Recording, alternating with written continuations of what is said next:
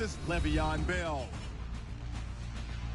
With kickoff straight ahead, let's check in with the two men who will be calling tonight's game as we say hello to Brandon Gaudin and Charles Davis. Right at the convergence of the Three Rivers on Art Rooney Drive, we welcome you to Heinz Field in Pittsburgh, Pennsylvania. Tonight, we've got a great Sunday night matchup between the Tennessee Titans and the Pittsburgh Steelers.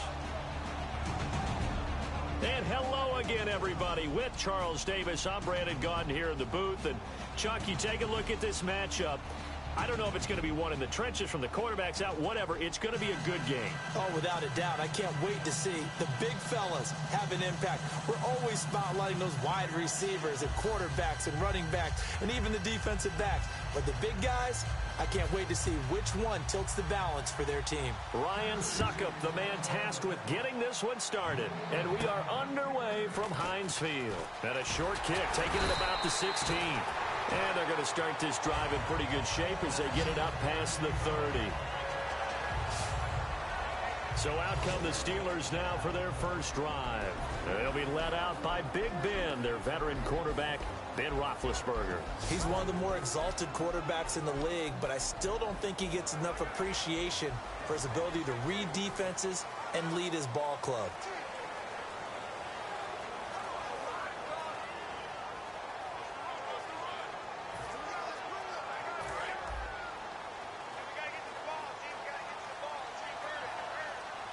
They'll come out in the pistol.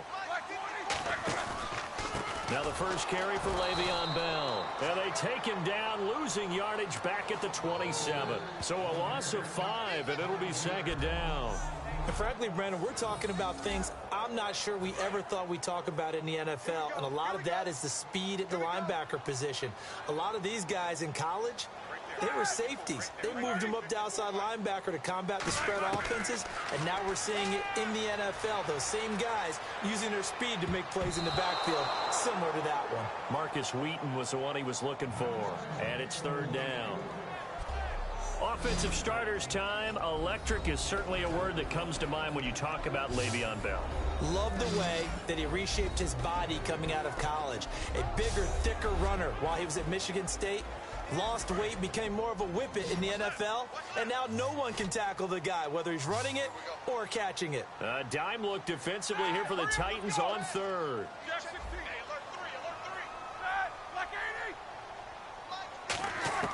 Now Ben on third and long, sliding out of the pocket.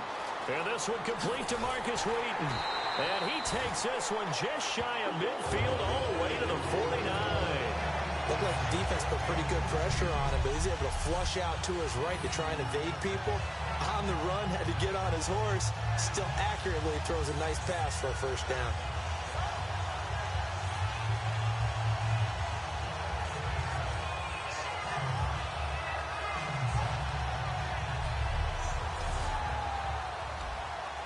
So the offense has it first and 10.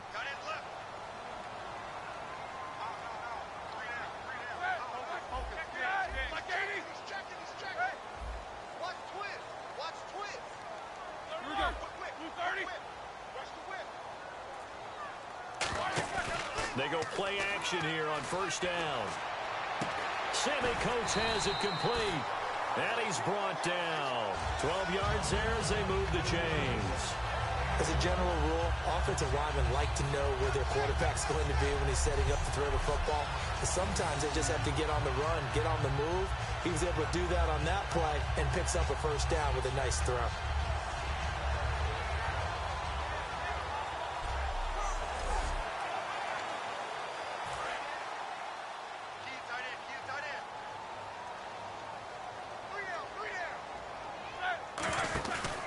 Now a first down carry by Bell. And he's got room. And able to push his way forward here for a good little gain. It's a 6-yard pickup, and it gets him to 2nd and 4. This drive is turning into an extended one, and the guy carrying the ball, he's becoming more like a body blows guy. Every carry is putting some damage on the defense. So after a while, I'm not too sure how many guys are going to want to run up and tackle him. Now Roethlisberger to throw on 2nd down. Throwing the slant pattern here complete. That one goes for 13 yards, and it moves the sticks. An ex-teammate used to tell me all the time, I hate experienced quarterbacks because no matter what, you really can't hide what you're doing. And I think that right there, he knew right away where the blitz was coming from, where his primary guy was going to be, and he ended up going to a secondary target for a nice game. I was just going to ask you, that wasn't the primary target. He's so good at that, isn't he? I think he knew right away that he wasn't going to get to his primary guy. I think he read that as soon as he got to the line of scrimmage, knew where the pressure was going to come from, and said, I know how to beat that, and that's what he did. Denora Searcy in on the stop. A look at the defensive starters for Tennessee. Jason McCourty's twin brother, Devin, has gone to multiple Super Bowls. But Jason's carving out a nice niche himself as a cover corner.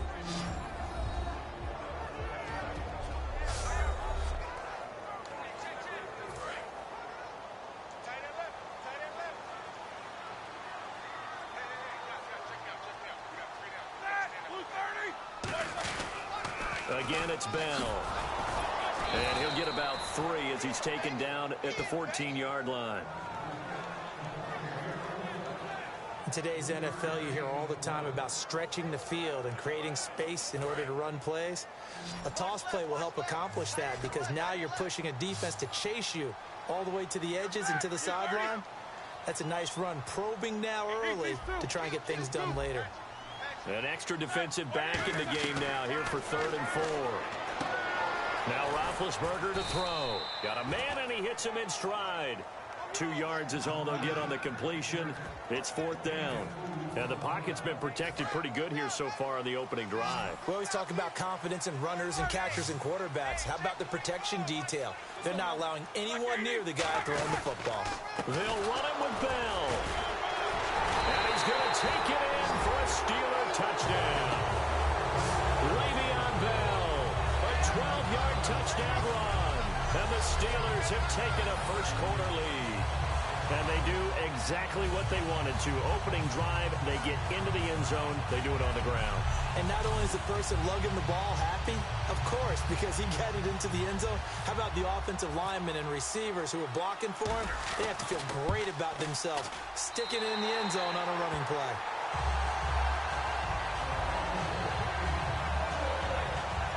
So that one a pretty time-consuming 10-play drive. And it ends with a Le'Veon Bell touchdown run.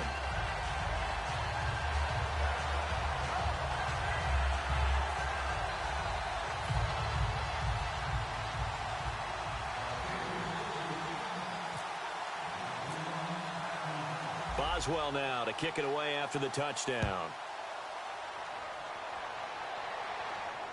That's fielded in the end zone.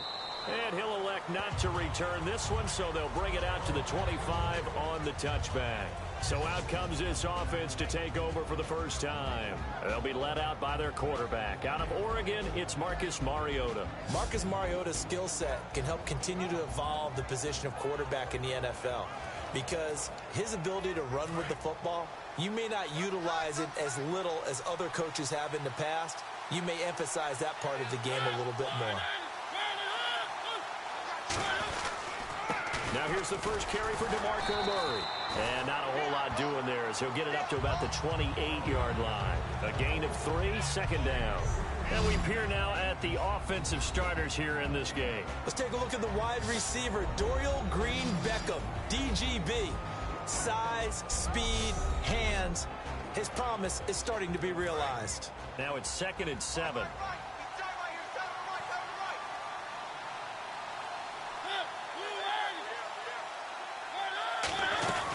Again, it's Murray. They'll only get a couple up to about the 30. The linebacker, Ryan Shazier, there to make the tackle. And the starting defensive unit here for Pittsburgh. Stephon Tuitt's ability to play defensive end and yet rise up and knock passes away when quarterbacks try to throw them, he makes it hard to get around.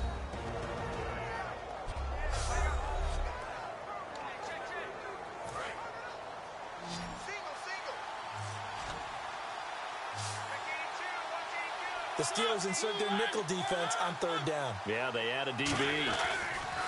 Throwing is Mariota. And he hits his man, Matthews. And into the end zone for a Tennessee touchdown. Rashard Matthews, 69 yards. And the Titans are an extra point away from tying this thing up. So on 3rd and medium, they dial up the pass, and it works to hit the end zone. And it's really not a surprise to me. That's a throwing down in the NFL because of how tough it is to run the football. But what offenses like to do is still show run formations to make them respect it and throw out of those. In this case, they took a nice shot at the end zone and made it pay off. It's good, and we're all tied at 7 apiece. So a 75-yard scoring drive on just 3 plays. And the gadget play gets him into the end zone. So a tie ball game here as the kick's away. It's Marcus Wheaton now to return it. And it's a pretty good return here as he'll get it up to the 29-yard line. Now on the return here, we've got an injured player down there. We'll check on his status when we get back.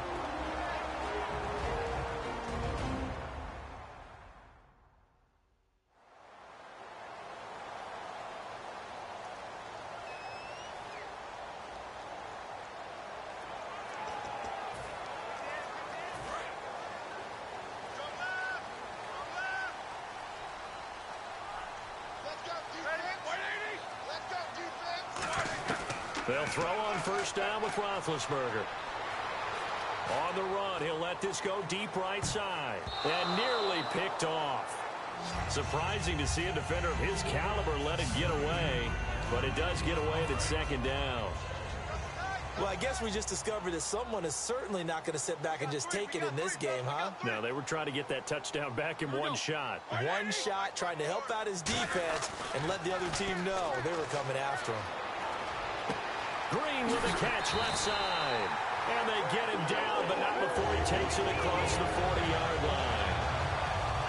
And after that completion, you can understand why so many teams in the league are emphasizing speed on defense at every position. The tight ends have created so many tough matchups now. If you can't run with a tight end as a linebacker, this is going to be the result every time.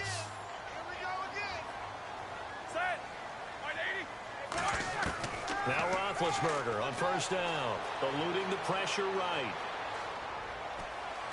Trying to get it to Wheaton, and it's intercepted. Picked off by Parrish Cox. And his guys are going to take over at the 39-yard line. And here comes Tennessee as they get set to take the field.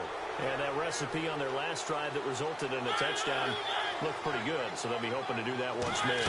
And it takes me back to when we sat with the offensive coordinator and the head coach. They felt pretty good about their game plan and thought there were some holes in the defense, and they exploited them the last time out. Let's see if they can come back and put together a similar drive. And we'll see if they can do just that. Murray, the lone setback. And they'll give it to him here. And he is met at the line of scrimmage, and he goes down right there. No gain on the play there, so that doesn't help. Now they're looking up at a 3rd and 9 situation. 9 yards to go. It's 3rd down. So he runs it for 1 yard, then no gain. I don't know that you go back to that well here on 3rd down. Yeah, I don't know that you do as well, but if you want to get the ball to him, if you want him to have it, maybe you get him into space and throw it to him. One of his main targets, Delaney Walker, the intended receiver, and it's 4th down. Well, we're not playing 3 yards in a cloud of dust football anymore. I kind of get why those old school coaches sometimes didn't want to throw the football, because if it's popped up in the air, it almost turns into slow motion, and both sides trying to get to the football, and you're holding your breath wondering whether it's going to go good or bad for your team. With it is Brown. A good return there, 17 yards. And the Steelers will go on offense here, 1st and 10. And Pittsburgh getting set to take the field. And following the interception, just any interception, are you a little bit more cautious when you start that next drive, or no, you just throw that out the window? I think you are. I don't think that there's any way you can run back out there and go, totally didn't affect me. Let's just go ahead and be loose with the football again. You're going to take care of it, but you have to be careful about being too cautious, because now you can't run any offense at all. Still want to attack. We'll see how they attack them here. Whenever I see an in route dropped, as we just saw in that play, I'm always thinking that in the back of their mind, they're worried about what's coming at them because they're going towards traffic on that route as opposed to being away from it and maybe having a little bit more space. And that looked like some pretty easy yardage there right up the gut. And he's a guy that has some height to him, so when you don't have to drop a shoulder or create or get through contact or trash, makes it a lot easier to stay. They got his man complete. They give him 27 yards on the third down conversion. You know, when I see passes like that, I'm reminded of something you and I talked about yesterday. Big Ben was a wide receiver the first 3 years of high school, sitting behind the coach's son. And then he finally got that opportunity. I think he's made the most of it. It's always the coach's son, isn't it? But you know where it helps him? When he looks downfield, he knows what the receivers are going to do. He actually has wide receivers' eyes when he's throwing the ball. Again, we'll see the pistol here. Another pistol look here. On 1st and 10, it's Roethlisberger. Rolling to his right. And his throw's going to be incomplete. I think that's a big-time play there because the slant route is really hard to cover because the timing is so quick. But able to see it, diagnose it, and get to the football, that's why he's able to bat it away. On 2nd down, it's Bell. And he's going to take this one down to the 25. It'll be a pickup of 10 yards. And they'll be faced with a 3rd and inches. Look, the first down marker is out there, but sometimes it's hard to find for an offense when they're in a long yardage situation, which usually means throw the football. In this case, they went against the tendency and ran it. And boy, the reward was there. A big, big pickup. And guess what? It's now 3rd and very short in order to try and pick up a first down. It goes for a gain of 10, and it's a first down. So let me make sure I have this right. He's already found the end zone once, and now he's ripped off a big chunk of yardage here on this one. His confidence is awfully high. So now I've got to put myself in the shoes of the defensive coordinator. Do I go ahead and sell out to try and stop him and force him to do something different? Or do I risk him having a big monster day against my defense?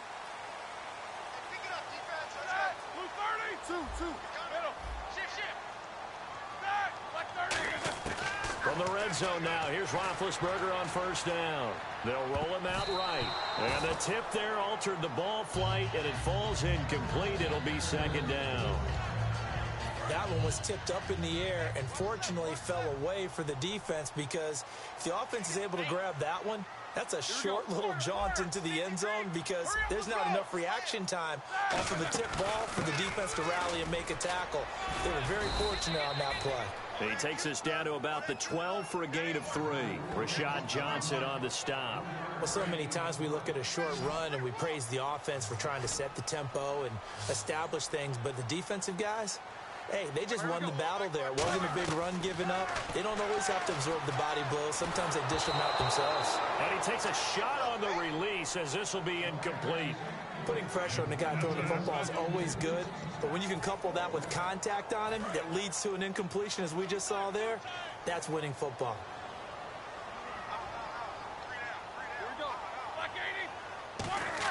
They'll try and throw for it with Roethlisberger. Flush to his right. And they hit him as he throws as this one's going to go straight down to the turf. Incomplete. And they're not able to convert on 4th down. And the Titans getting set to go. And they're coming off a 3-and-out, my friend. I think they've got to look at that play sheet and go to a spot that they haven't gone before. Time to shake things up a little bit to try and get this offense moving. Okay, so how do you do that? How do you shake things up? You look at what you've called before, realize it hasn't worked Go to so something well, else. and maybe you try and find one of those special plays from one of your better players, and maybe try and hit something big and get things going in the excitement area. On 1st and 10, here's Mariota. Walker with a grab, left side.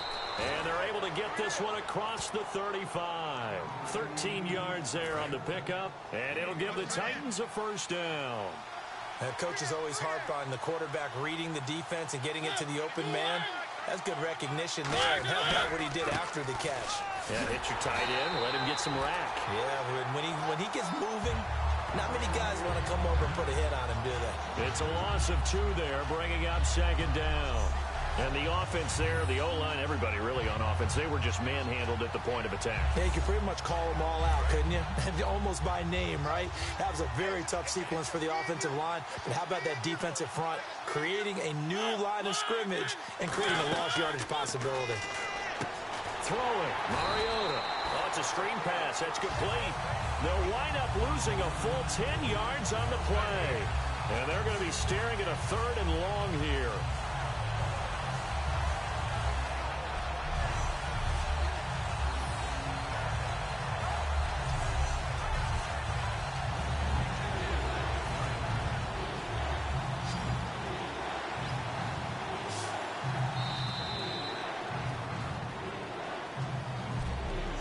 A touchdown apiece here in this first quarter of play. 7-all is the score. EA Sports NFL Sunday returns following this.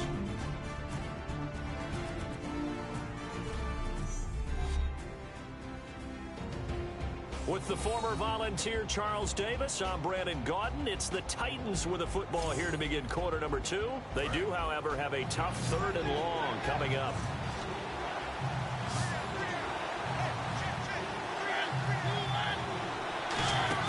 Play action now, Mariota.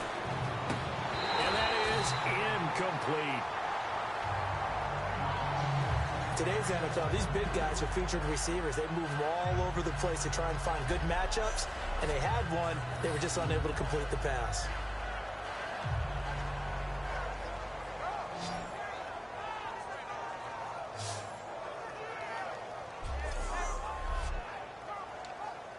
Here's Brett Kern now, as he'll kick it away for the 2nd time.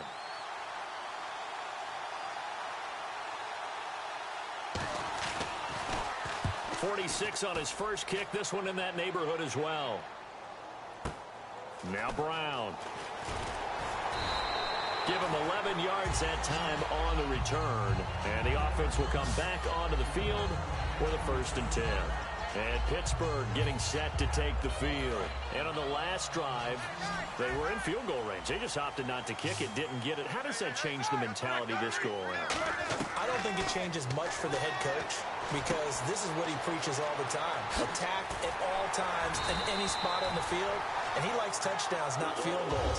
Now, your field goal kicker, you got to make sure you nurse him through and say, okay, don't worry about it. When we need you, you've got to be ready to go. And the team, of course, loves to see points on the board. So let's see if it changes a little bit if they're in the same spot again. Yeah, we'll see what the decision is here if they get to that spot. Looks like the defense in press coverage here.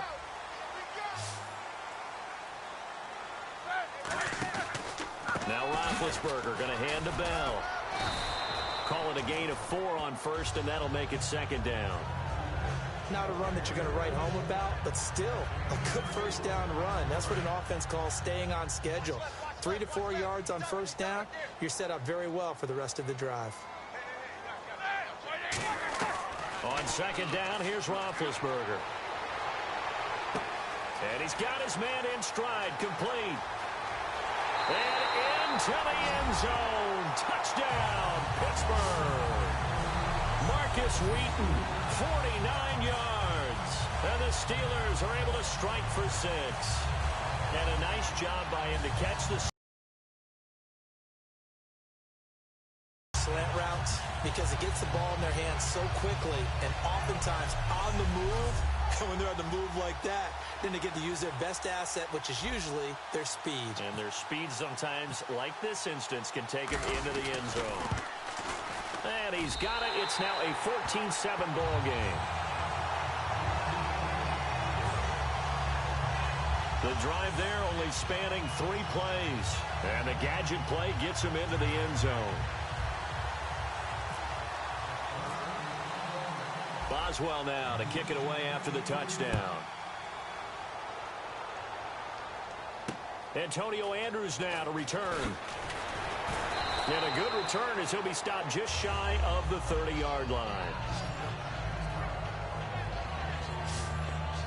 The Steelers defense getting ready here for this next possession. They'll be hoping to come up with that same type of effort they had last time when they forced the punt that led to a touchdown. And that type of effort just continues to carry over, because once you get it done once, you feel like you can do it again and again. It's no guarantee, but you got to like the confidence that they take back out into the field.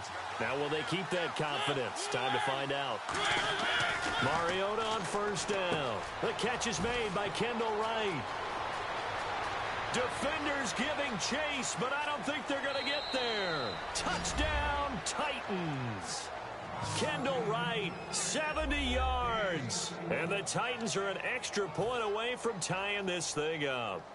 Good pass, clean catch, and a house call there on the fly route. And not that much room to operate. So that tells you about his acceleration. We always talk about being able to go from 0 to 60 real fast. Took him less time than that to get to top speed and complete that play. So we're right back where we started, all even as the kick's away. And they will not get a chance to return this one as it's through the end zone for a touchback.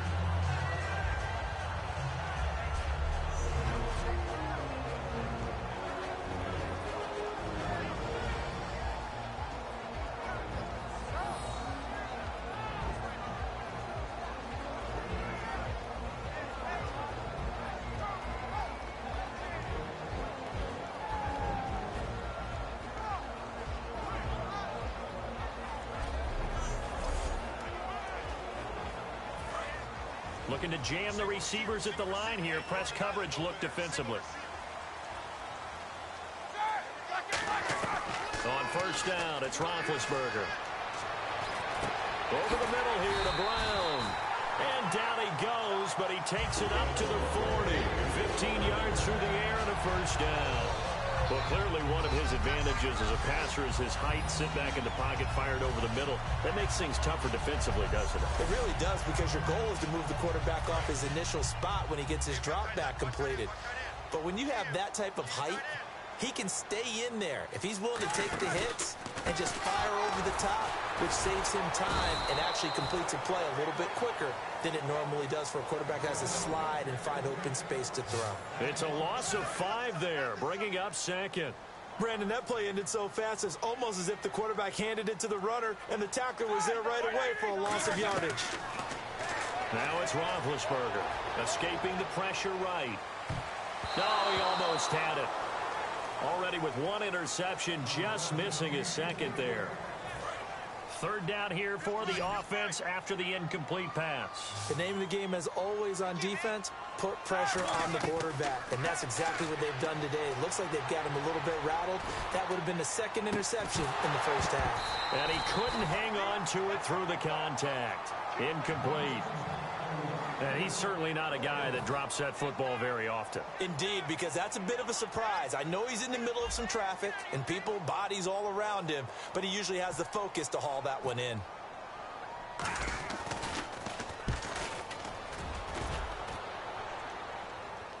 And a fair catch called for and made just outside the 15-yard line. So a change of possession here on the punt. And it'll be Titan football. And here comes Tennessee as they get set to take the field. And last time the formula was pretty simple. 1-play drive, long pass. Well, maybe they just want to do that again, right? And that's exactly how you want to draw things up. Whether it's on your grease board, right, in your playbook, 1-play drive is exactly what you want on offense. What they have to be careful of is not having a letdown. It was real easy last time. They can't expect that going forward. Yeah, we'll see if it's that easy here. Murray the lone setback. Now they'll run it on the toss. And he's able to get up here to the 26. It's a pickup of 6 and good enough to move the chains. Any team that runs the toss and runs it successfully, that means they win the battle on the edges. That means you seal the edge in order to let your back get to the corner. They got it done there for a very nice game. On first down, Murray. And this has been a recurring theme tonight for sure. Nowhere to run. Back to the line of scrimmage, that's all. So nothing there, but maybe you blame that on the blocking. Yeah, at some point, you've got to win at the point of attack. And on that play, that was all the defense. They made it happen. That was second down run for Murray. And not a whole lot doing there as he'll get it up to about the 28-yard line. Just a gain of a yard there, and now it'll be third down. They know that old expression, it's not my night. It hasn't been his so far. I don't know if the legs are a little bit heavy. Sometimes having to hang out all day and play doesn't exactly play to your advantage, but it's been a tough go for him. Every time he looks up, somebody's there defensively. That was the same case on that play. And this is going to be incomplete. It's a tried-and-true formula, and I don't think it'll change for as long as we play football. If someone's trying to throw the ball and you can put pressure on them and make it tough, that's only going to help your defense. Yeah, he sensed being hurried. He got rid of it before taking the hit, but incomplete.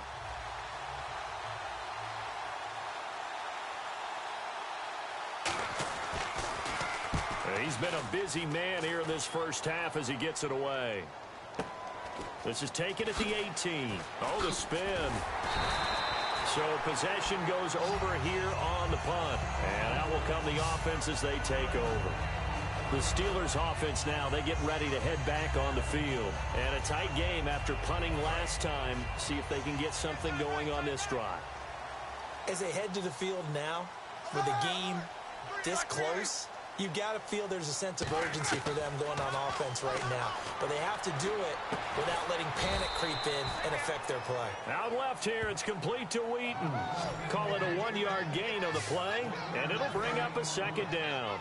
And when you're playing a quarterback with some experience and some moxie, you enter the danger zone when you decide to blitz him, because if he's able to diagnose as he did on that play, he can hurt you downfield. He reads defenses so well, doesn't he? He really does, and the best part about that play for him, I don't think that was his primary target. I don't think so either. I think he had the read, figured out where the blitz was coming from, and went to a secondary target for a really nice game.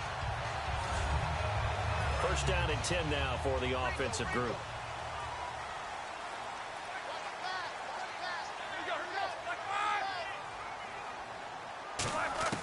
Throwing now, Roethlisberger on first down. Complete to Wheaton. And he'll get up near the 45. They'll spot it at the 44. The completion good for 3, and it's second down. So the offense now dealing with a 2nd and 7.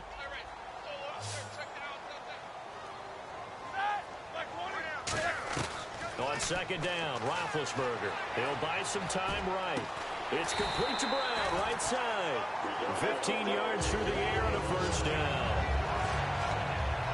Sometimes it's designed, and sometimes you just have to know when to leave the pocket and move and make something happen. And on that play, he was able to get on the run and was still accurate throwing the football.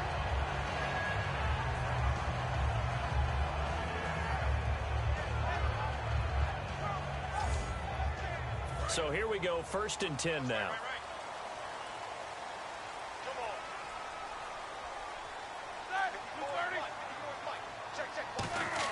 They'll throw on first down with Roethlisberger. He's going to sling this deep downfield. Oh, he had 6 points in his hands there. Couldn't hang on. Second down. And when all else fails as a defender, when you're not there in the coverage, your best friend is exactly what we saw there. A big play shot taken by the offense. Unfortunately, it ended in a big drop.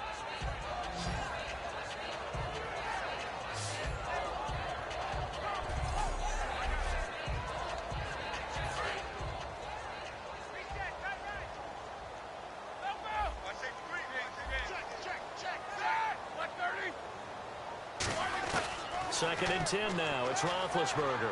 Flushed out right. On the right side, caught by Green. Give him 6 there, but now it's 3rd.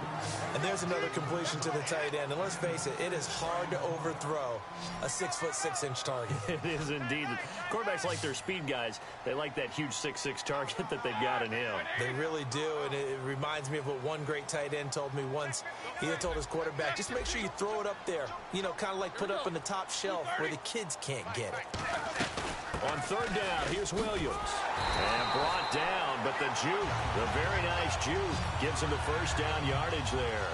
On 3rd down, that's a good job of situational football and understanding where the first down marker was and getting there.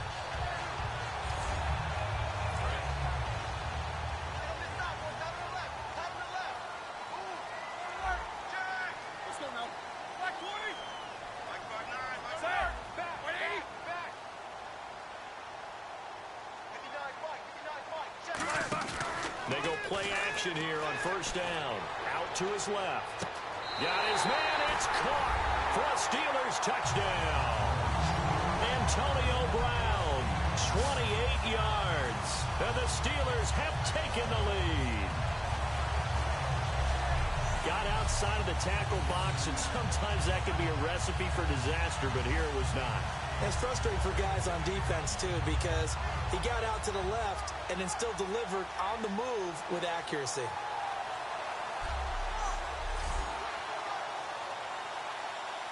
Extra point now by Boswell.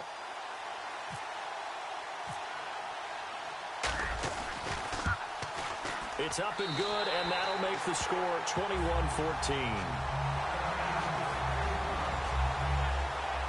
So that drive takes him down the field in 8 plays. And it ends with the Steelers finding the end zone.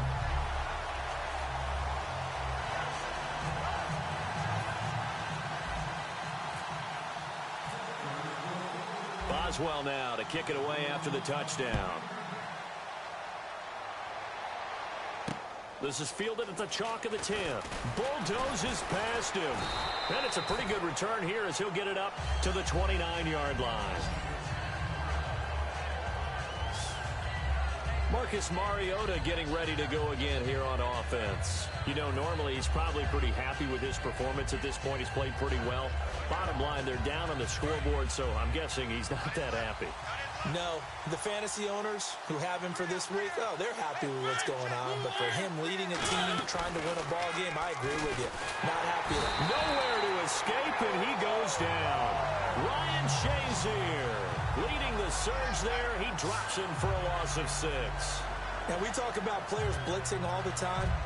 I often laugh and sometimes call it just straight-ahead pursuit. What a running start right back to the backfield for him. Yeah, it really didn't give anybody a chance to get up there and stop him. No, I mean, that's really, really difficult. You're asking a whole lot anyway, but when he gets that kind of a start and comes through clean, oftentimes the advantage definitely goes to the defensive player.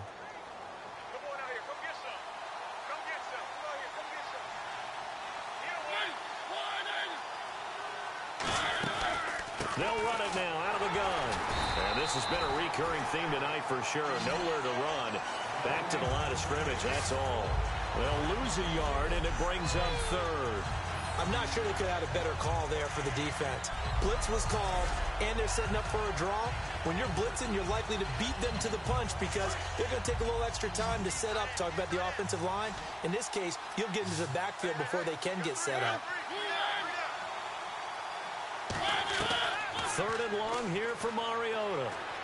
And underneath here to McCluster. And able to break one tackle, but then quickly brought down. But a nice little gain. That's certainly playing down in distance very well by the defense, isn't it? Take whatever you want underneath, by all means. Here's Brett Kern now. He's been terrific so far.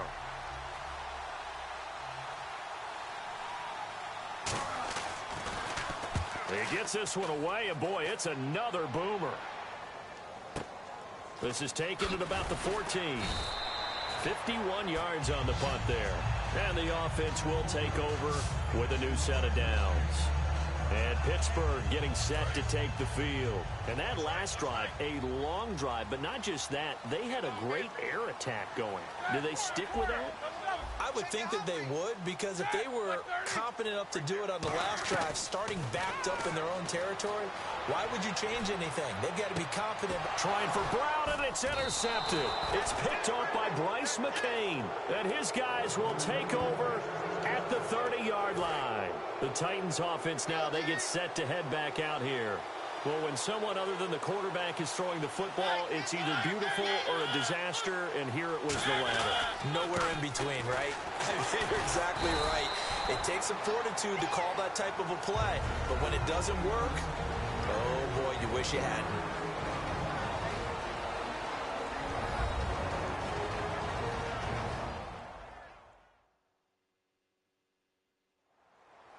A reminder coming up here at halftime. We'll ship you off to Orlando. Larry Ridley will have first half highlights and analysis. LR, plenty to show in this one. Going to be a busy man at intermission.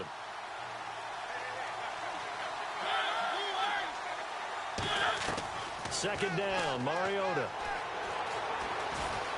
And some room to maneuver. And he'll avoid the tackle there with a slide. A really nice pickup of 14 yards, and it moves the sticks.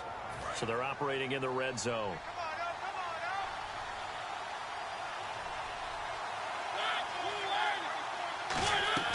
First down, Mariota. And no escaping this time as he'll go down. They got him for a sack. Cameron Hayward in there to bring him down for a loss of 7. And plays like that really hurt play calling. They had a really nice gain on the previous play, but gave about half the yardage back on the sack.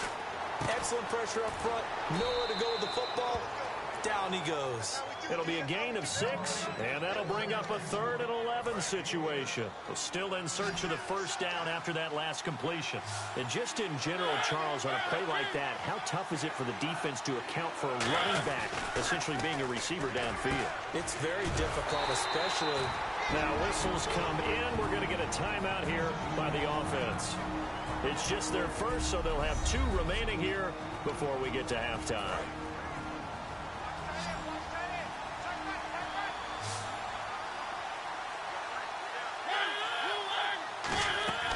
Working out of the gun, Mariota. And he just throws this one away. Smart decision here this close to the end zone, and it brings up 2nd down. I hope I don't sound too rah-rah on that one, but that's the exact right throw. Either your receiver gets it or no one gets it. Give him a lot of credit for being really precise with it. Got rid of it. No one got it. Mariota again. Under pressure, down he goes. Sacked at the 10. Now hold everything here. We're going to get a timeout by the offense. So that means they're down to 1 remaining here as we head toward halftime. And we're back. The offense had a chance to talk things over. We'll see what they come up with here on this next play.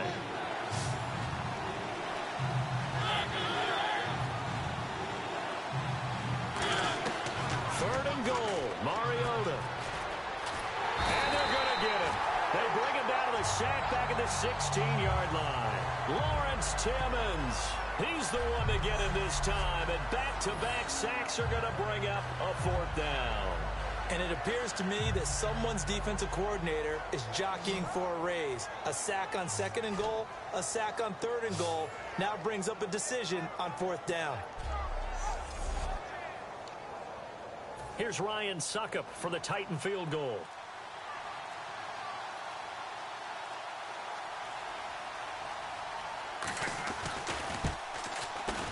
And Suckup will put this one right through. And high fives for that one as that drive ends in 3. So they're still down, but they are able to salvage 3 here heading into the lockers. This is what you work on from the beginning of training camp. Heading into the half, put some points on the board. No matter what the score says at that point, you've accomplished what you set out to do. Suckup now set to kick it off following the made field goal. And this will be a touchback as that sails over the end line.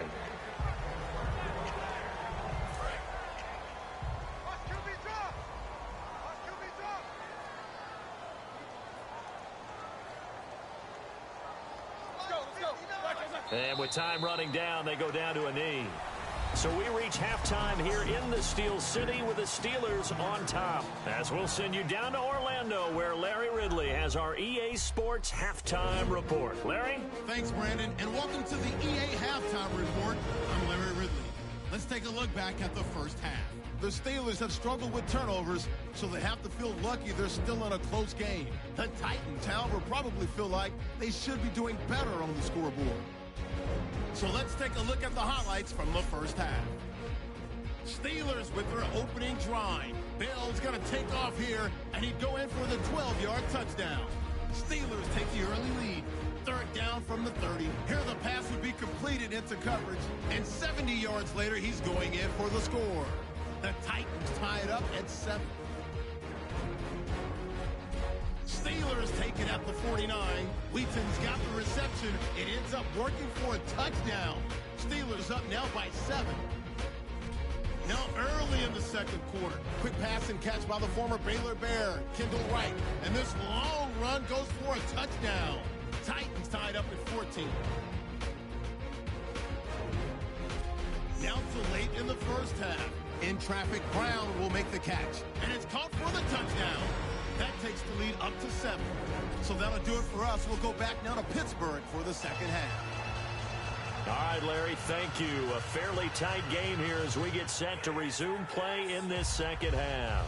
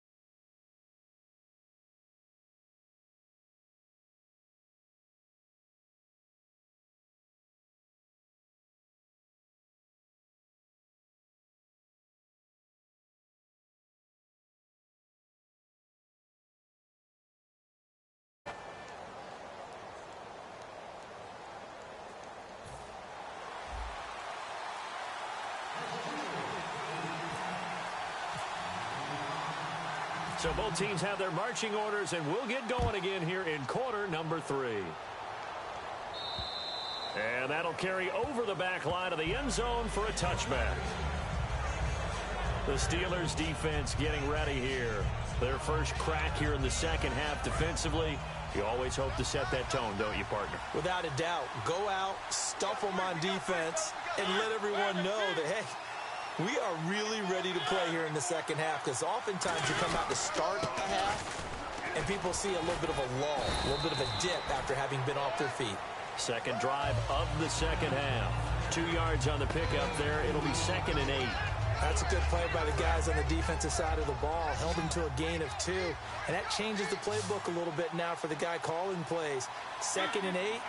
Now he's got to probably think about going to the air instead of maybe staying with the ground game. This one brought in by Dorial Green-Beckham. The reception good for 7. It's 3rd down.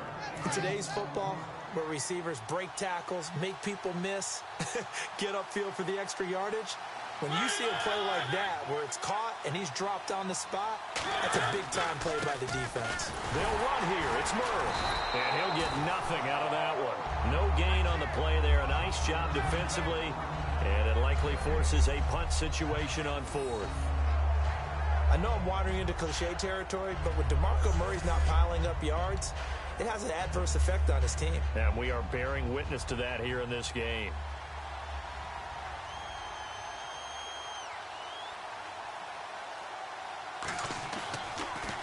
And he deserves a bronze leg as he gets this one away. And he did get it back, I do think. Yes, so no turnover on the punt, and it'll be a 1st down. I know there's no magnet in the ball, but sometimes for the punt returner, after such a scramble, it sort of feels that way, doesn't it? He has it, he loses it, somehow the ball finds its way back to him. Atone for his sin, and you know he's taking a deep sigh of relief right now. 3 yards on the pickup there, and it'll be 2nd down. 7 yards to go on 2nd down. Well, they held him to a short gain on that one, and it almost felt like on that first run, they were trying to just throw the jab at him. So how do you stop a jab? Get closer and smother it, just as they did on that last play. Wheaton with a catch right side. And into the end zone. Touchdown, Pittsburgh. Marcus Wheaton, his 2nd touchdown of the night. And the Steelers are going to add on to their lead. In order to lead in a game, you're going to get plenty of contributors, but that's his 2nd touchdown catch of this game. He's one of the key guys in this one. And you better believe he'll be looking for the hat trick here as this one continues to go.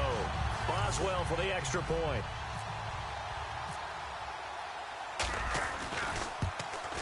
And that one pushes the lead up to 11.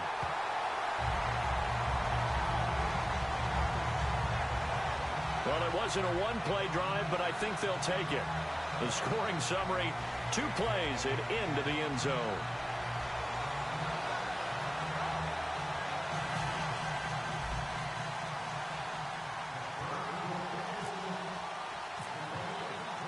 Boswell now to kick it away after the touchdown. That'll be taken in the end zone. And he won't return this one. He'll go down to a knee, and they'll start at the 25. And here comes Tennessee as they get set to take the field. And down on the scoreboard, certainly needing to avoid what happened on the last drive, punting the football. Sense of urgency has to take over for them here. They know the score. They know the situation. And by the way, the punter no longer exists for their offense. That's how they have to treat this drive. They need points. Big time. One thing I do know about DeMarco Murray, he loves to pile up carries. You know, a lot of backs are concerned about how many they have. Not him. He wants the ball all the time. But so far in this game, that's not working too well, and his team's losing. And he will be hit from behind and run over. Wow. Jarvis Jones coming in from his outside linebacker spot. He buries him for a loss of 10 or 11. Okay, you know my bias is about to come out here. A lot of people think that the offense is just moving in the wrong direction. I'd say they're moving in the right direction because the defense is pushing them back. Former defensive guy. Now, as a quarterback, 3rd and long, you really got to rally the troops here, don't you? Yeah, you do in a big way. And what else do you have to look out for? More pressure coming at you because it seems to be working pretty well.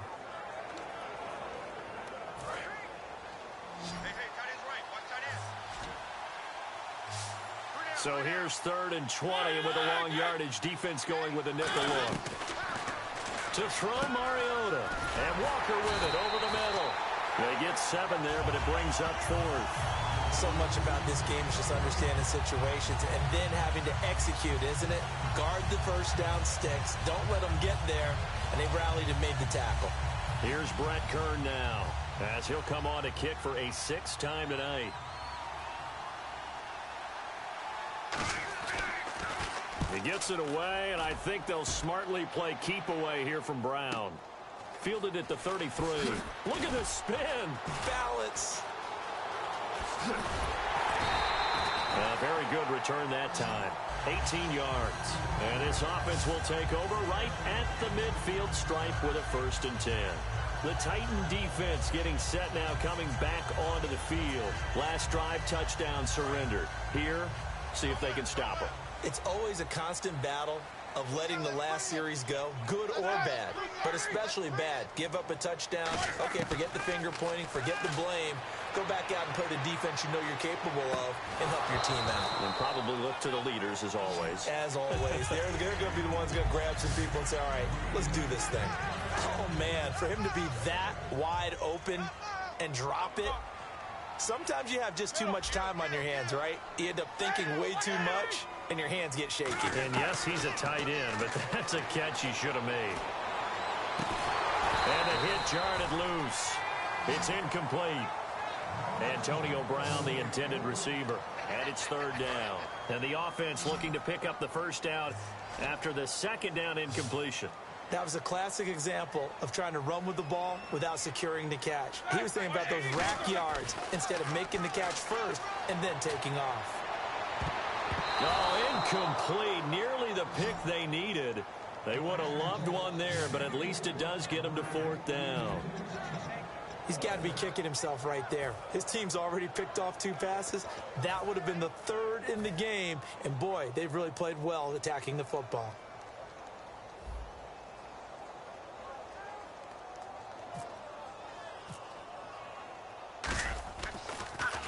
And he gets this away, and look at this. This is a good one.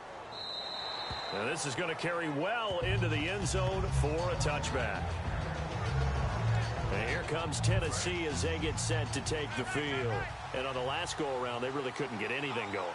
They had to punt from deep inside their own territory, which means you're going to lose the field position battle as a general rule. What they're looking for now is a little more consistency, move the ball at least a few times on offense, get a couple of 1st downs, and hopefully flip the field. Yeah, just something to build off of. That's what they're looking for here. Sometimes it's hard to believe, but There are times this game is about patience, isn't it? Has had the game he expected, but that run there, that may get him going. I was just going to say, maybe that gives him a little juice, because you're right, he struggled, especially in that first half. Yeah, and I know the great ones always think to themselves, just hang in there. I'm just one big carry away from busting this open. That's a good start for him. They go back to Murray on first down. And this defense not giving him anything there. Maybe a yard up to the 36. The tackle made by the linebacker, Arthur Moats. Partner, we know today's NFL is really built around the guy throwing the football. But these short runs, they still pay dividends because they can take their toll on a defense, and they can add up as the game goes along. You control the clock, you control the ball, and that way you often control the game. Now a second down throw for Mariota. Trying to force it to his tight end, Walker, and it's intercepted. Picked off by Lawrence Timmons. And they have possession, and they have it at the 38-yard line. Naturally, we're going to say it was a poor pass, but the defensive guys say it was just a great play by them. They broke on the football, picked it off, and gave some momentum to their team. And Pittsburgh getting set to take the field. They got the lead. Last time had to punt it, though. What's the key to this drive? I think it's leverage. Leverage. Big guys up front. You know the motivational speech on the sideline is, guys, give us an opportunity. Protect the passer, create space for our runners, and let's go ahead and get these guys. Low man wins. Let's go do it on this drive. We'll watch that leverage on this drive. Well, the numbers have been good in the passing game, and certainly a big reason why they have the lead. But now here, third quarter, maybe go to the run game a little more? Yeah, perhaps. I mean, after that incompletion, a little credit to the defense for shutting them down on that play. Maybe you try and run the football a little bit more in this spot. But they have to feel good about how they've been throwing it overall. And he's going to get this inside the 30. A nice pick up there, 10 yards, and it'll move the sticks. And third quarter here, you've got the lead. This is where that strong run game can really benefit you. Stayed in bounds there, kept the clock going. I like all the points you just made there. And if you throw the football and it's incomplete, now you've stopped the clock and you've helped out the guys on the other side of the ball. So keep it in the hands of those runners. Keep moving it. Keep grinding clock. And it pops free. The collision there jarred the ball loose and brings up second down. We know it's not an easy job to go out and catch passes when people are trying to tackle you and knock the ball away. But the bottom line is, that's a pass he's got to have and a pass he should have caught.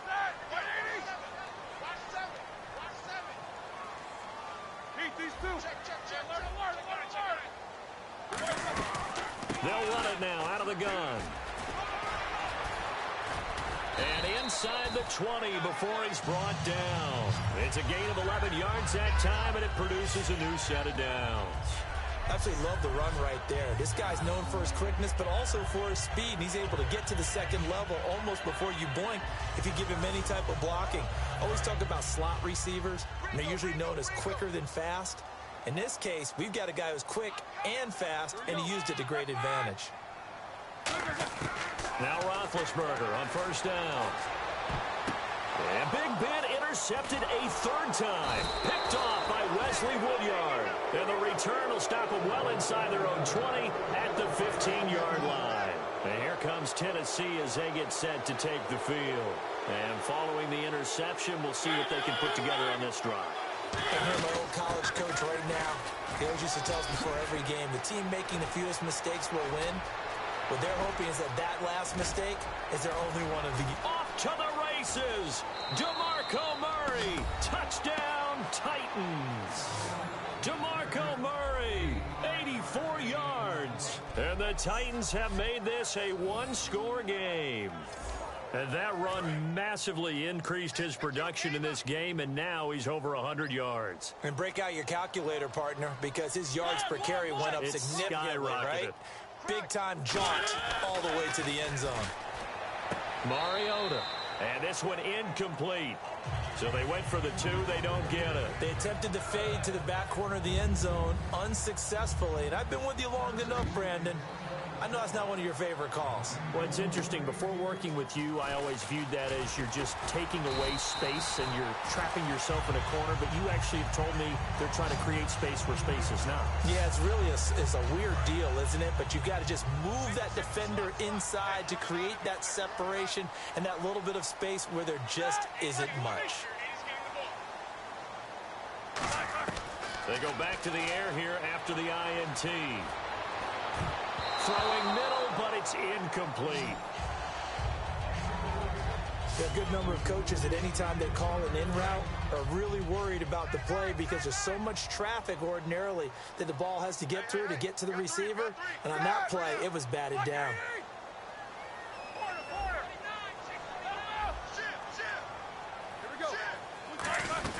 They'll run it now out of the gun.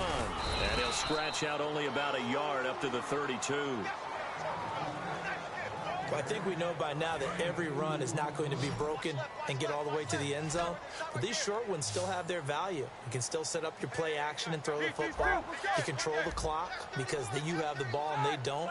And often the physicality sets the tempo for the game. Eluding the pressure right. He gets it to Brown. Complete. And he's got the first down yardage as he brings this up to the 47. Charles, you think Big Ben is happy to have Antonio Brown on the other side of his passes? You know he is, but he also expects it. This is how their offense runs best. When those two get together, especially early, and continue to do it throughout the game, the end result is the one that we're seeing right now. They're ahead on the board. It has been early and often. Inside 4 minutes to go, third quarter.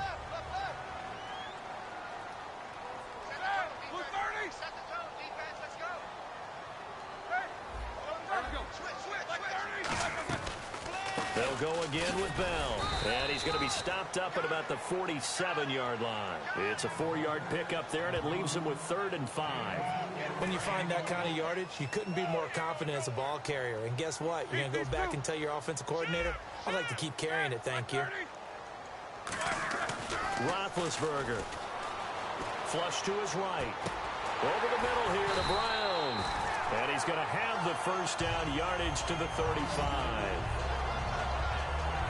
And fits the exact right word. Over the middle, there's almost always traffic, so anytime you're a receiver in that area, you're not just focused on catching the football.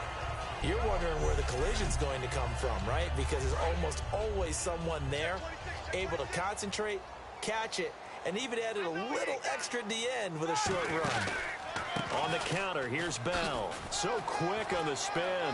He's spinning, man. And into the end zone. Touchdown, Pittsburgh.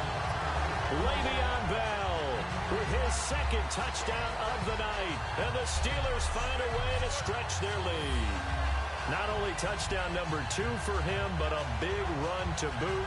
However, still trailing. Still trailing, but not because of his efforts. Boy, he's playing really well, and I love his long speed there, right? Able to get out there and burst all the way to the end zone, and smart enough to keep the ball in his hands and get into the end zone for the touchdown. In 2016, on all levels of football, we're seeing guys drop it before the goal line. What's the rule, Brandon? Run into the goal post. That's right. Before you drop the ball. There you go. So that winds up a 7-play drive all told. And it ends with a Le'Veon Bell touchdown run.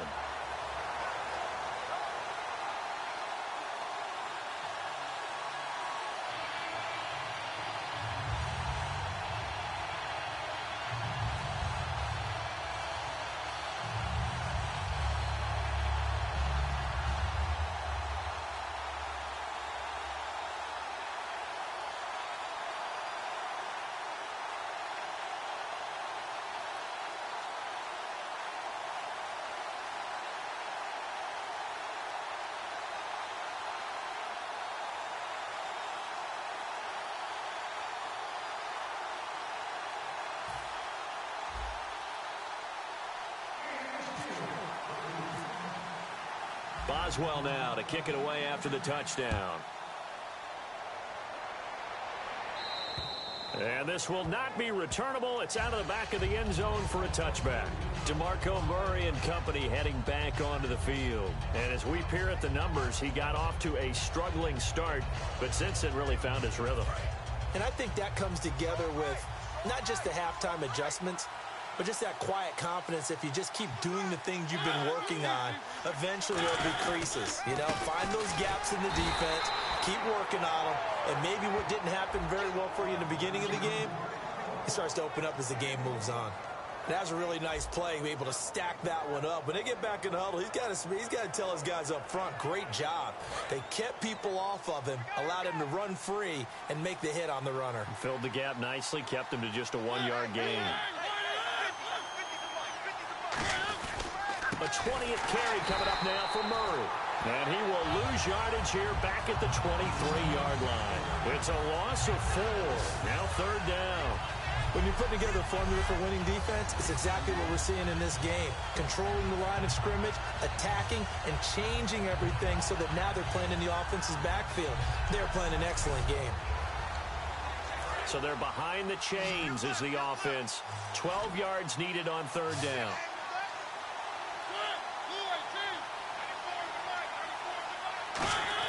On 3rd down, Mariota. And a big loss here as he's taken down. Arthur Moats in there to get him the 6th time they've sacked him tonight.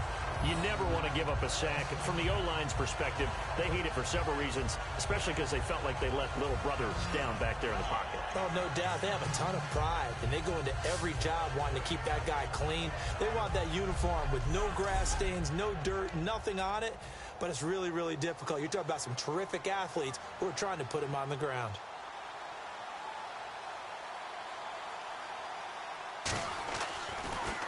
His first punt, 45 yards. This looks good as well. With it is Brown. Whoosh.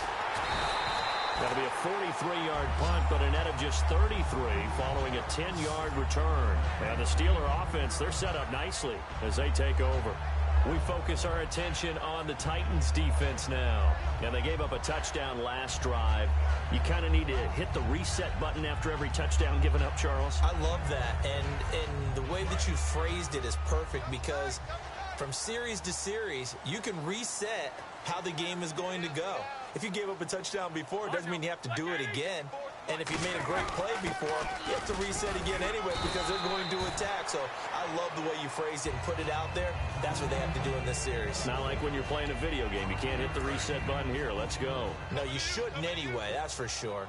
And there's the pickup you want on 1st down. All offenses say, you get me 4 on 1st down, we'll take it. How about if you get 5? They'll really be happy. Man open left side is Brown. No gain that time on the completion, and it'll be 3rd down.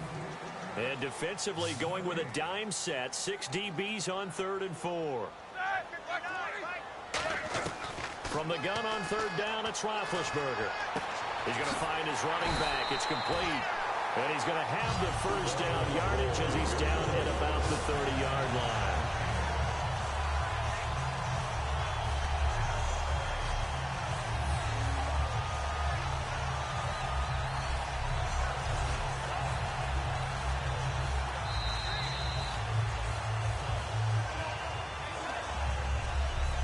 One quarter remains here on a Sunday night. We'll return with more after this break. You're watching the NFL on EA Sports.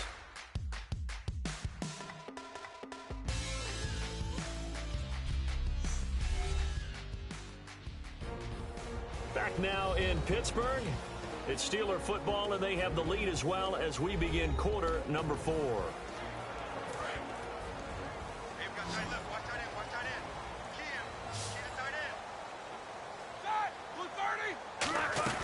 They'll run it now out of the gun. Room here to run. And he'll be taken down just shy of the red zone at the 21. A nice run there, 9 yards, and it'll be 2nd down. See if they stay on the ground for 2nd down. I know you're trying to wring every yard out of a run, but I think 9 yards there is ideal in this situation. Yeah, now next couple plays, you only need 1 yard. Keep that clock rolling with a lead here in the 4th. Yeah, what you're saying is maybe if it takes you 1 or 2 more runs to get the 1st down, that's extra time, extra plays. Really hurts the team on defense. And in this situation with the lead 4th quarter, they're liking keeping the ball on the ground, I'm sure. That's just smart football, but you know the defense has to know it as well. They've got to stop them here. So now we're going to see that loading the box in a big way. 6, 7, 8, 9, whatever it's going to take, puts a little bit more pressure on your big offensive line. Everyone understood their role on that play. 3rd and 1. You know the defensive guys, they're trying to get down and get low and get leverage on the offensive lineman, but they didn't allow that to happen. They created a crease and allowed him to get through for a first down. Oh, there's no doubt that this is a huge defensive series right here. They've got to hold them to a field goal attempt or less. Otherwise, this game just might be out of reach. Let's see if they can hunker down and get it done. Now Roethlisberger to throw. And that one almost intercepted. Far too loose with the football here. Nearly a 4th pick. And it's 3rd down. Now play number 8 on this drive, and they need 9 yards to pick up the first on 3rd. They'll run it now out of the gun. Still on his feet. Call it no gain there, and it leads to a 4th down. One of the things I love about this game is there's a match of wits throughout the game. Who's going to get the advantage? Who's going to catch someone off guard? I feel like the offense thought they might catch the defense off balance with that play call, but unfortunately, that didn't work for them. Oh, they get to the football. It's blocked. Now it's scooped up. And look at this. Middle of the field. A breakaway. He's at the 40. The 20. 10. And he's going to score. It's a Titans touchdown. So they fought half the battle here, but they're still down. Plenty of work still left for them, but they delivered on the first step in their comeback attempt. And this is back to a 5-point game. Now it's Ryan Suckup on after the touchdown to kick it away. That's fielded in the end zone. And they'll put up the stop sign there as his guys will get it at the 25. Back onto the field now comes the wideout Antonio Brown. So glancing at these numbers, I think they tell a story of, hey, early on he got hot, he got their attention. They've been able to hone in on him, shut him down a bit. He certainly did get their attention, and that's the ultimate compliment for a player, that when you come out in the second half, all of a sudden there's extra guys around you, there are different coverages rolled your way. That means you've done something really well. Now it's up to him to make his own adjustment and find a way to beat the new defenses he's facing. And he continues to pile up the yardage. That puts him over $150 now. And this defense has really had its problems trying to keep him contained.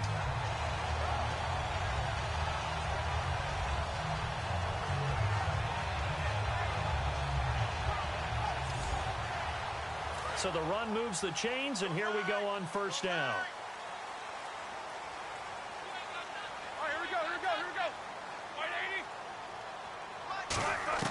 On first down, it's Roethlisberger. Buying time to his left. Looking left sideline, but it's incomplete. He was trying to find Ladarius Green there as tight end, and that'll bring up second down.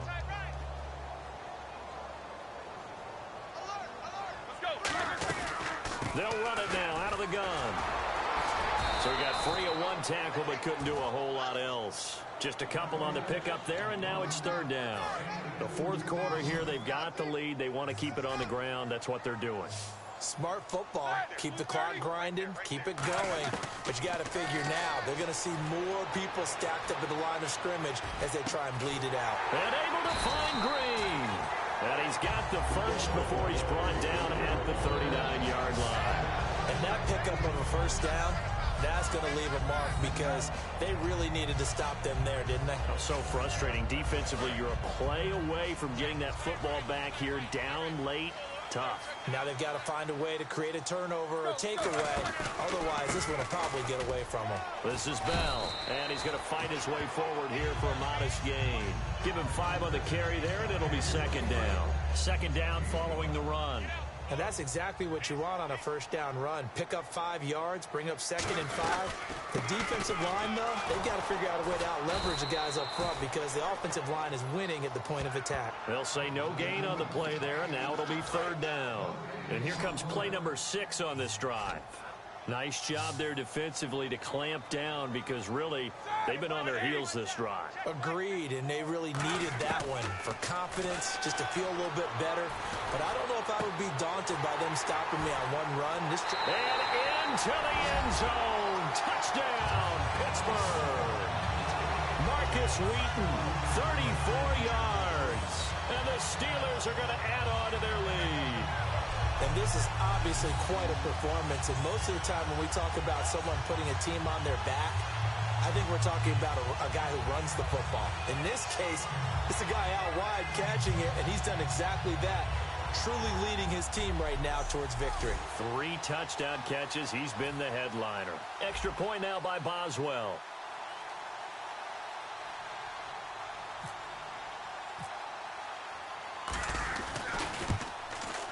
And this one gives his guys a 12-point lead.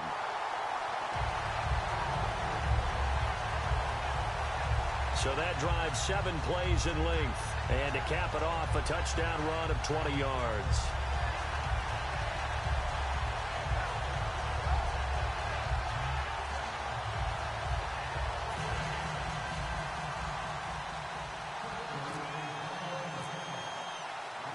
Boswell now to kick it away after the touchdown.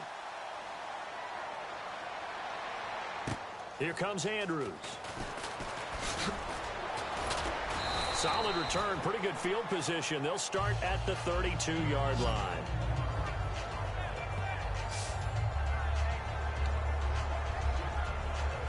And here comes Tennessee as they get set to take the field. And with this deficit, you can't have too many more drives like the last drive where you had to punt it away. You know what I can tell my offense right here? The punter doesn't exist, guys. He doesn't even exist. Nowhere to escape, and he goes down. Stephon Tuitt in there to drop him the 7th time tonight. He's gone down. Well, so much for setting the tone of the drive offensively. Giving up a big sack that loses that kind of yardage, not a great start.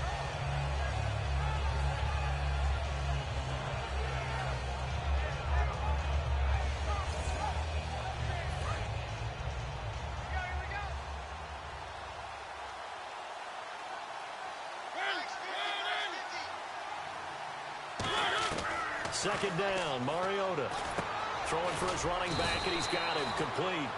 And he'll get to the 29-yard line, brought down there. Everyone's got to be able to catch the football. Doesn't matter what position you play, but if you're on offense, be aware a ball may come your way. So now a 3rd and 12 with an extra defender here in the secondary, a nickel look. Mariota from the gun on 3rd down. And incomplete. He had nowhere to throw, so he just tossed it away. But that brings up 4th. Let's face it, perfection is something we all chase, whether it's playing this game or whatever we do. Hard to attain, but that's what they were searching for as that pass goes incomplete.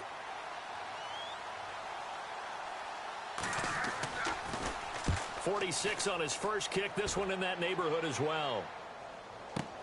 Now Brown shreds the tackle. Great blocking on the return. It springs him for 25. And possession will switch hands, 1st and 10.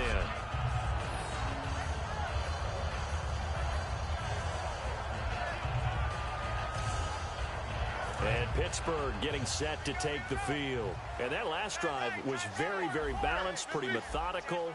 You think they go that route again? I'm always of the school that until they stop me from doing something, I'm willing to continue. And I think that that's exactly what they'll look to do. But the beauty is the balance that they've created sets up opportunities for big plays. Looks like a run, turn into a play action, and throw one deep. When a coaching staff sees their team run the ball this successfully in the 4th quarter, they're really excited because you can plan for a running game all you want and want to press that advantage when you get it. But for the most part, it's a little bit of a surprise. And right now, they've got to keep that going, want to continue to grind out the clock because it's definitely in their favor at this stage of the game. Can they close the game out and continue to do exactly what we just saw there, and that's run the football. Derek Morgan in on the stop. And on the outside, they're playing press coverage.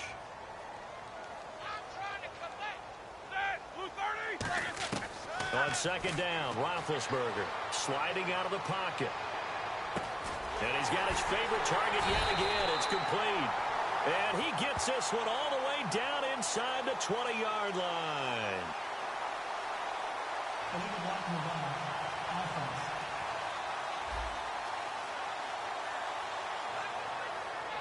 Still 2nd down. Offensive mistake pushes him back. Now it's 2nd and a little bit longer.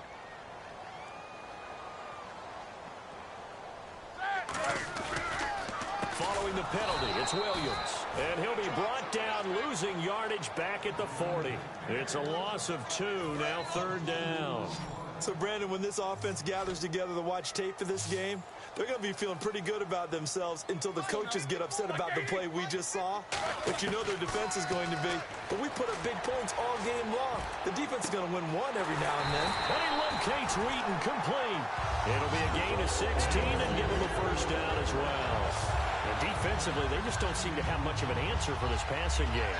Not at all. Look at the confidence that's exhibited here. With that type of a lead, clock on their side, instead of running it, they're still throwing it, trying to pick up 1st downs and keeping the football.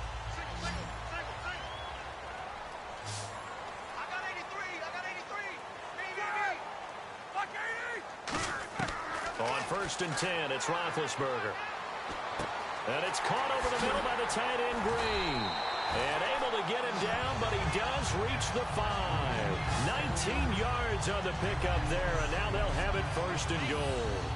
He's played a great game. It continues right there, even with this lead, confident to throw the pass and have the reception made. There's no doubt who the leader of their team is there? There's no doubt who they want to ride all the way to the finish, because strategy would tell you run the football, run the clock down.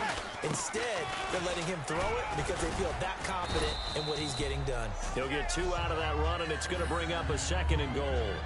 That didn't just feel like good defense there. That felt like pride, didn't it? He's already gotten into the end zone twice, trying to get there for a 3rd time. No one likes to have the hat trick against them.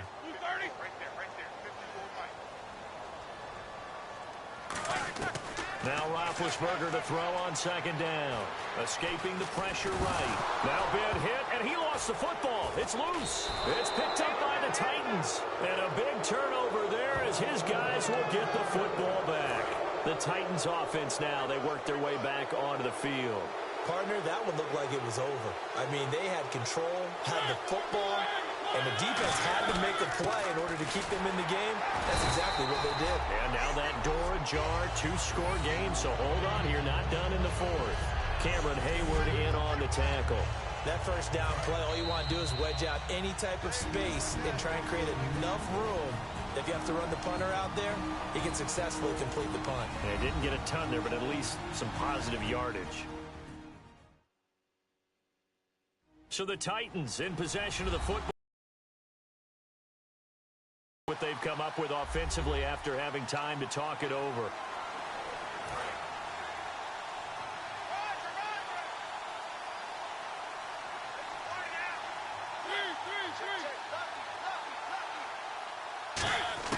Mariota now on 2nd down. Throws a quick hitter on the slant. That's complete. It's an 8-yard pickup and leads to a new set of downs. And quickly they get to the line. 1st down, Mariota. He's going to leave this for his running back. It's complete. They'll get a couple yards on that one, and it'll be 2nd down. Short play like that in this situation this late, that's a win for the defense. No doubt. I remember something Coach Madden used to talk about all the time. Sometimes you can't just take what the defense gives you. You have to take what you need. And in this case, the offense is taking what the defense is giving them, not what they need. Give him 6 on the play, and that'll lead here to a 3rd down. I know most of the time when the ball's in the air, you're thinking wide receiver, tight end, but running backs, they can be a big part of any passing offense nowadays. 3rd and short yardage, Mariota. He's going to let it fly. Oh, this is taken in. It's complete. That one will go down as 33 yards on the 3rd down conversion. And now they're in the hurry-up. To throw is Mariota. And no escaping this time as he'll go down. They got him for a sack. Arthur Moats in there to drop him as the clock continues to roll. A play fake to Murray. Now Mariota. Now a desperation throw deep downfield. He was looking for Dorial Green-Beckham, and it's 3rd down. One of the toughest things about playing defensive back is pattern reading, trying to figure out what they're doing. And on that one, they had to fly, just sending the guy downfield with the in route accompanying it, what people call a dagger route, trying to hit the guy underneath after the clear out. In this case, though, they're not able to get it done. Yeah, they said forget the underneath route. They went for the guy on the fly, but as you said, incomplete.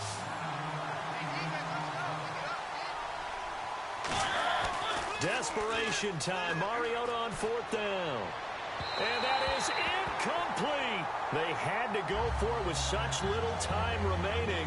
And that's going to be just about all she wrote for this one. So with that, we can just about close the book on this one, Charles. Yeah, what's the old expression about slim and none? Well, Slim just left town on that They're one. down to none? Yes, exactly right. Now the Steelers offense gets ready to get back onto the field. And they'll be looking to atone for last time's mistake of fumbling inside the red zone. Certainly they don't want to do that again. And the Titans going to signal for a timeout defensively. It's just their first. They've got 2 more to use here in the final stages.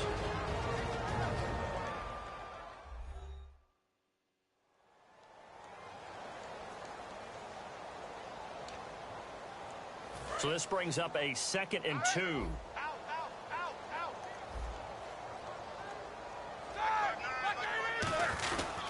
Roethlisberger with a give to Bell. And now another timeout here called by the Titans.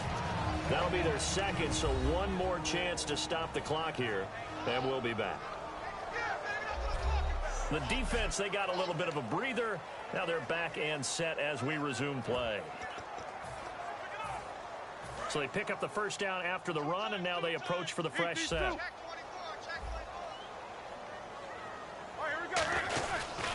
They'll run it with Bell. And he is going to lose yardage here. Now hang on here. Timeout called by the defense. So the defense had a chance to catch their breath, and now they're back out and ready.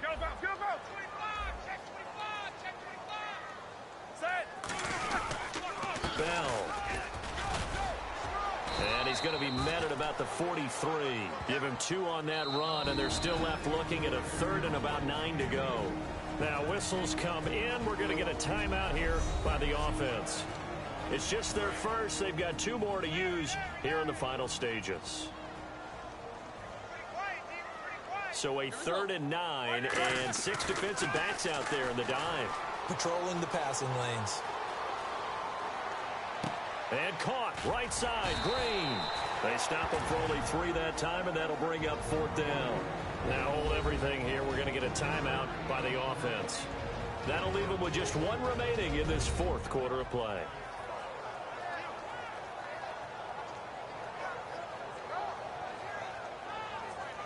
So the offensive unit called the TO, and now we are ready to resume play. So now on comes the field goal unit, and wow, this is no ordinary try here. They'll spot it at the 47, so call it a 57-yard attempt.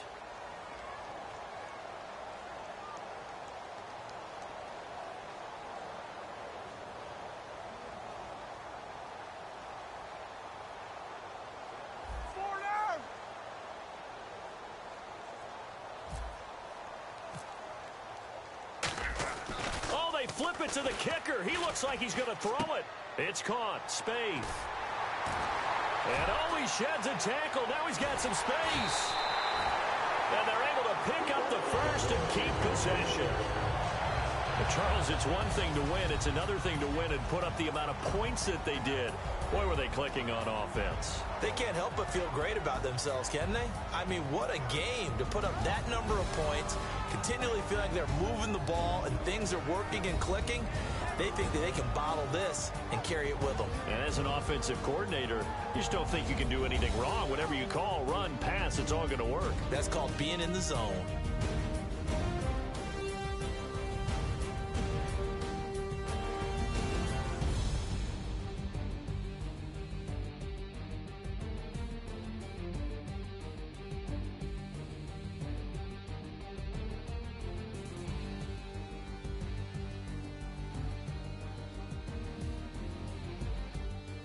So that'll do it for us. For my partner, Charles Davis, and all the hard-working men and women on our crew, I'm Brandon Gaudin. You've been watching the NFL right here on EA Sports.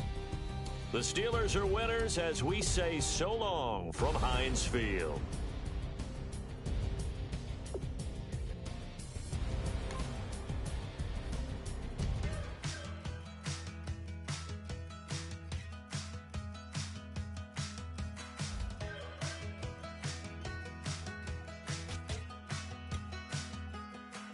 We're awake, we're alive, got the fire in our eyes, we're the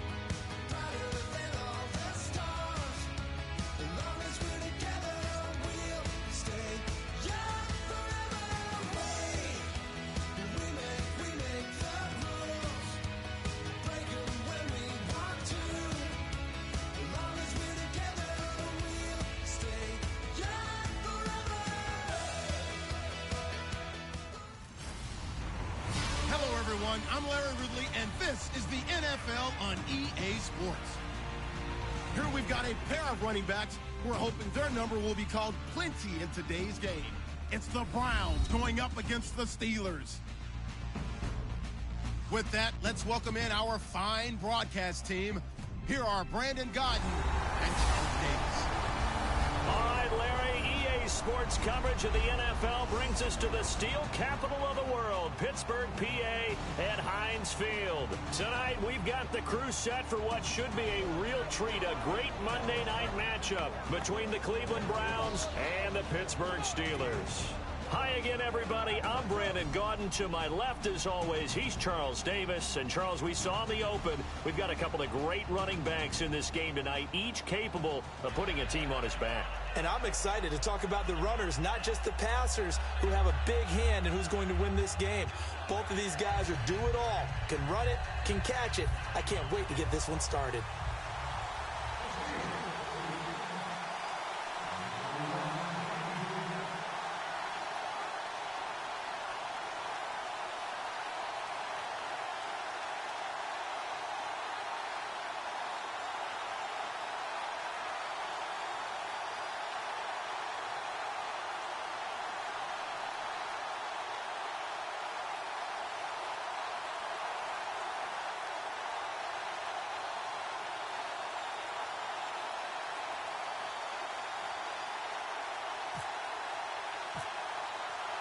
On to get us started now, the kicker, Chris Boswell. And with towels waving, we're underway from Heinz Field. On the return, here's Justin Gilbert.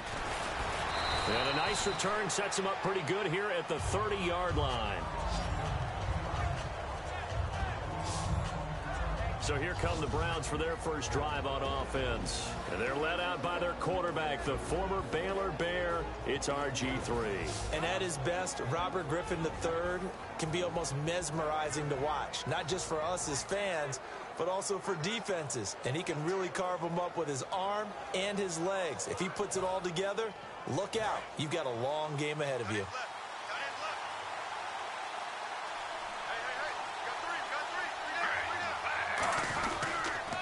On the ground, this is Isaiah Crowell. Give him 3 on first down. It'll set up a 2nd and 7. The starters for the Cleveland Browns. And let's discuss the tight end, Gary Barnidge. Sometimes he can get overlooked. I love how he emerged in 2015. We had a scouting report on him that said he was a good blocker, dependable receiver, but no stardom at all. Had a 1,000-yard season in 2015. No longer do we have those shackles on him at all. Gary Barnidge can play. Griffin gives to Crowell on the draw. And he is going to lose yardage here. They'll wind up losing 3. And now it's 3rd down. The evaluation process in today's NFL does not take into account as much bulk as it does speed. And that's what we're seeing with the linebacker position. Those guys that can run, they can play at any spot because they can make plays on the opposite side of the line of scrimmage. So now an early 3rd and 10 here on their opening drive. On 3rd down, Griffin. Nowhere to escape, and he goes down. Arthur Moats in there to drop it for a 4-yard loss, and it'll be 4th down. And they weren't in zone coverage. They were in man, and each man did his job. And that looked like vintage, old-school coverage, didn't it? Man coverage reminded me of an old Raiders team. They had a Hall of Famer at one corner and a Defensive Player of the Year at the other, and they just locked people down. And now here's a man who punted collegially in this stadium for the Pitt Panthers, Andy Lee, to kick it away. Back deep for the Steelers, Antonio Brown. And this is away. It's a high kick, and he got all of it. And that is much too long. That's into the end zone for a touchback.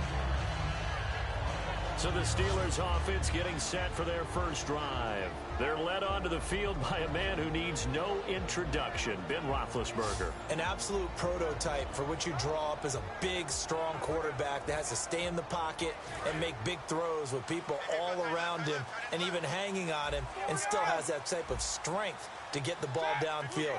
Ben Roethlisberger, an absolute rock in the pocket, but he also can escape and make big plays that way as well. And incomplete to open things up. your screen now, here are the offensive starters. At wideout, Antonio Brown is certainly someone that the defense always has to account for. Without a doubt, a true #1 receiver. It doesn't matter to him how defenses want to cover him. He sees it as a challenge and knows how to defeat him.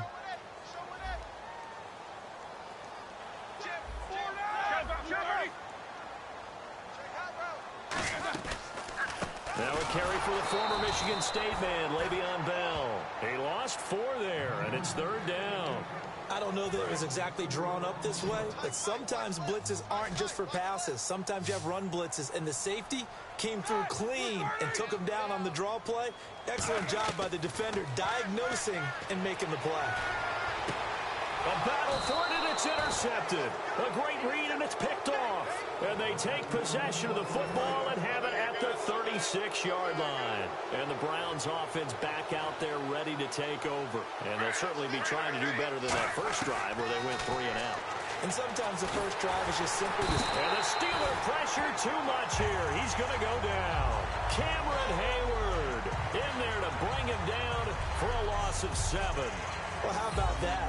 A dime set on defense, 6 defensive backs. None of them blitz. They're just back there in coverage. Defensive lineman gets the sack. That's where the O-line, they go to the sideline, they keep their helmets on so the cameras can't find them, right? Yeah, the cameras can't find them, but I know one thing. The O-line coach will. They come out 5 wide, 3 of them to the right side. Now Griffin on 2nd down. Had his hands on it, but dropped it. The rookie making a little bit of a rookie mistake, 3rd down. And a look at the Steelers' defensive unit. Cameron Hayward is a defensive lineman, but many of us, especially guys of my vintage, remember his father, Craig Ironhead Hayward, who was a running back. I think Cameron decided he'd rather hit people than be hit. So incomplete on 2nd down. Now they'll look to convert here on 3rd.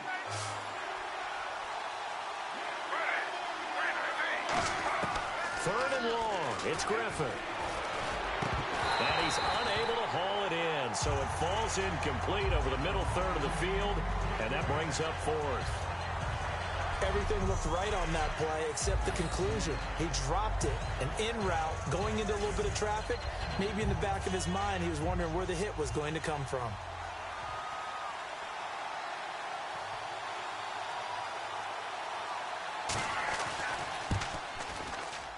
And this one will not get there. It's off to the left anyway. It's no good, and this will remain a scoreless game. Well, this winds up an empty possession. Everything looked okay. He just never got the ball on target. And knowing him, he'll be disappointed with that effort.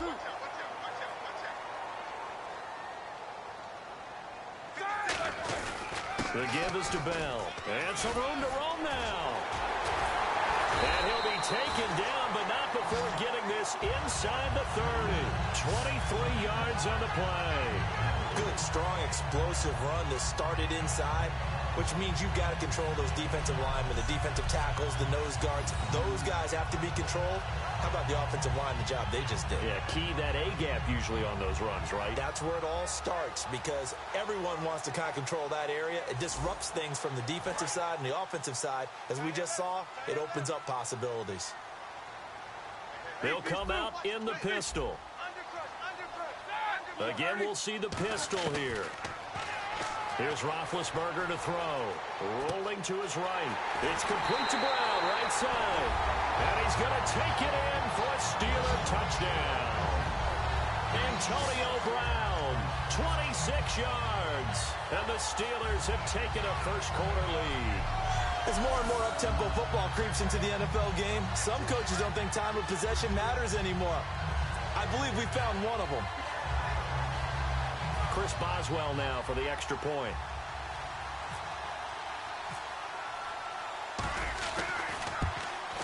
And he'll put it through to make it 7-0 Steelers.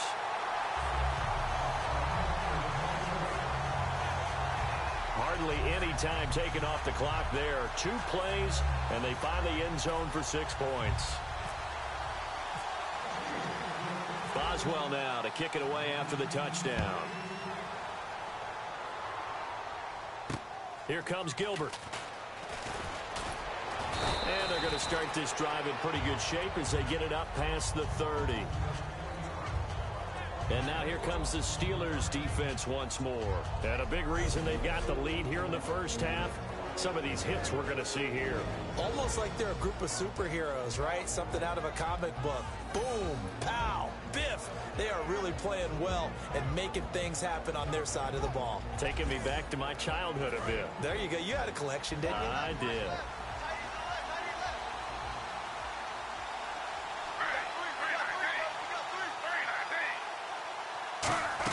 They begin with a run by Corral.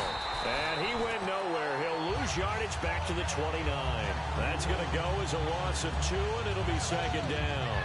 Well, on that play, the expression, don't blink, you might miss something, certainly applied. That was fast. Defense diagnosed the play, and it was over in a heartbeat. Again, it's Corral. And he'll be tackled just past the 35 at the 36. And he's able to get more than half of what they needed. That brings up a 3rd and 5. And the defense searches for one more stop here after the run on second down.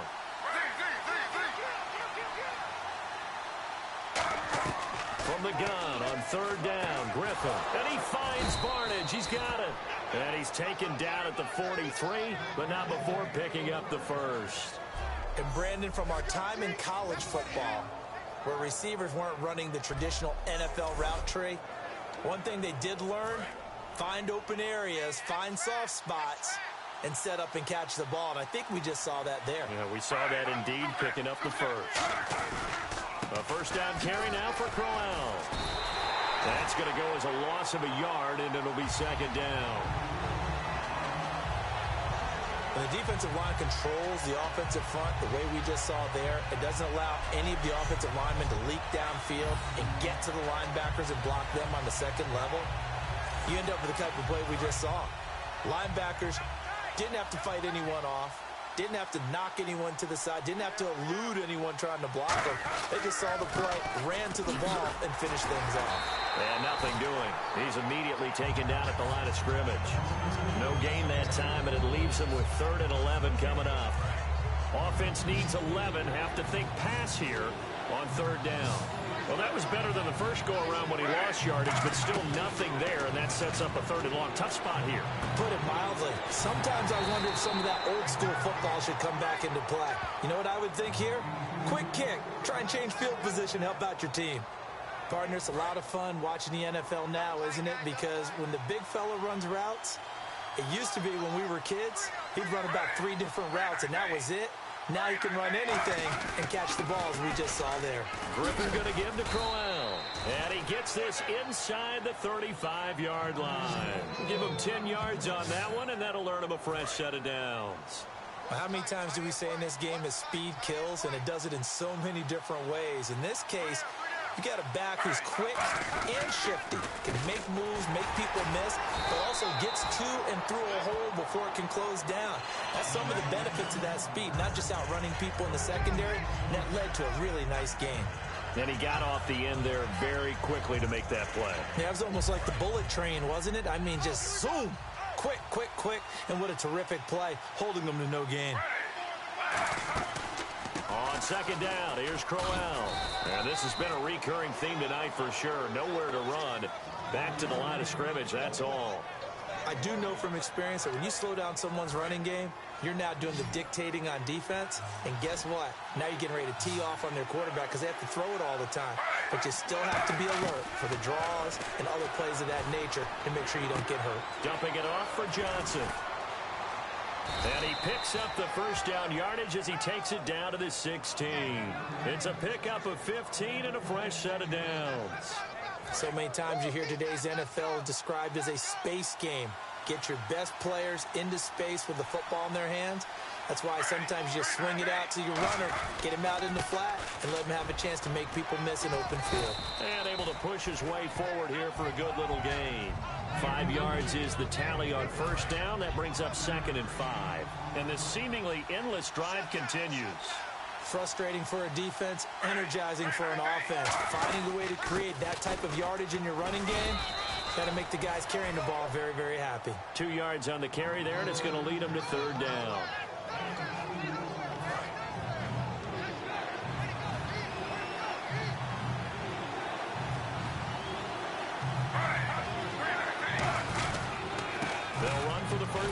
Johnson. And this play doesn't go anywhere. Backwards, losing yardage to the 11. He lost 2, and it brings up 4th. The defense won that play so fast that I think if the running back even had time to notice if anyone was there, it was just a blink of an eye, and there was a loss on the play. And for the second time tonight, this field goal unit comes out here.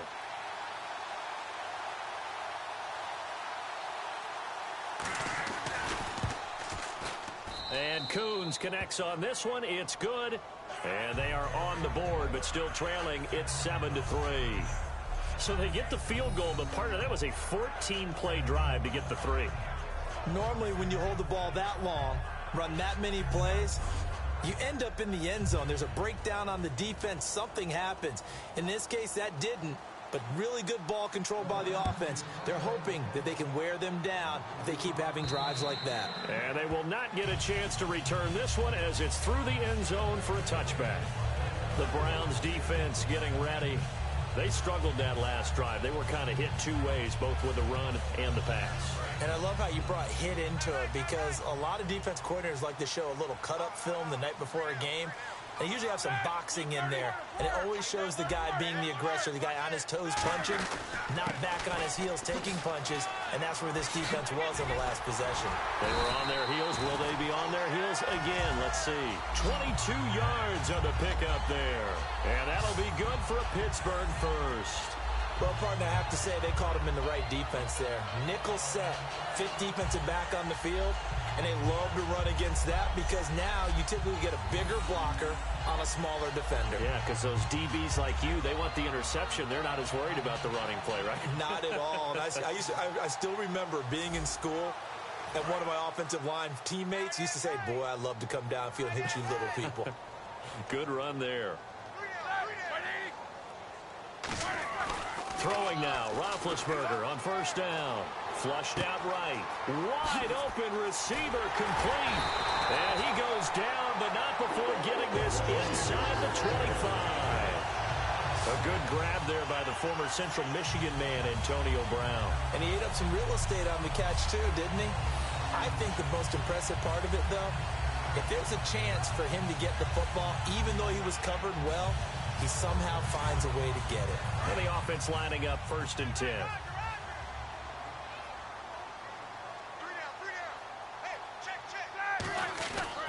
Now they'll try the sweep with Bell.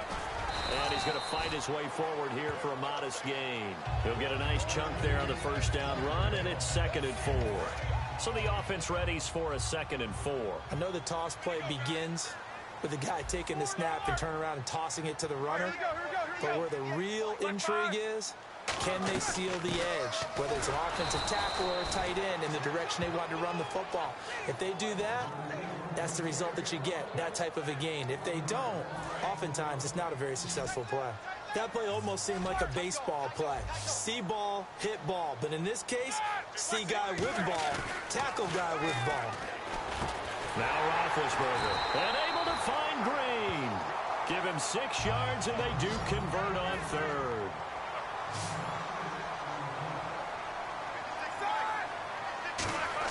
On 1st and 10, it's Roethlisberger. That's complete right around the 8. The completion good for 3, and it's 2nd down. So we played 1 quarter here on a Monday night. 7-3 the score. More from the Steel City coming up after this.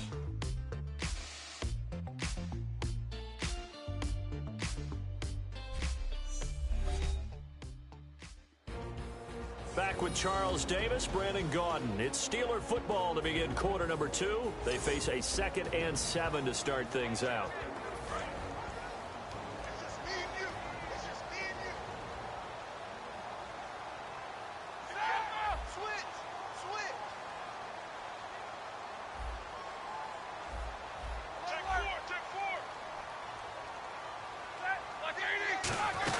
They'll go back to the ground with Bell. A strong running. It's a 6-yard run. Leaves him with about a foot or so here still to go to hit the marker with 3rd down coming up. You know what really fires up offensive linemen?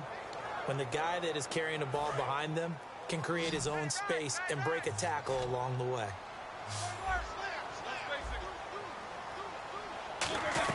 They'll try and run for it with Bell. They'll be marked inches short. No gain on the play, and that's going to lead them to 4th down. On every snap, a defense is trying to establish who they are, but on 3rd and short, that's really when you put it out there and tell people who you are, and that's exactly what they did. For the offense, they're looking at their offensive line and saying, guys, where are you? We need you on those plays. They'll run it with Bell, and he's in. Touchdown, Pittsburgh. Le'Veon Bell taking it in from a yard out, and the Steelers find a way to stretch their lead. I know we don't talk about it enough, but the intelligence level of the guys up front blocking, the offensive linemen, maybe the smartest guys in football overall. Add in a little bit of athleticism and a whole lot of toughness, you've got a lot to deal with, don't you? That's why the guys in the backfield get their really nice Christmas gifts, right? If they're smart, they do. And he knocks it through. A good drive that time as they go 9 plays in all. And it ends with a Le'Veon Bell touchdown run.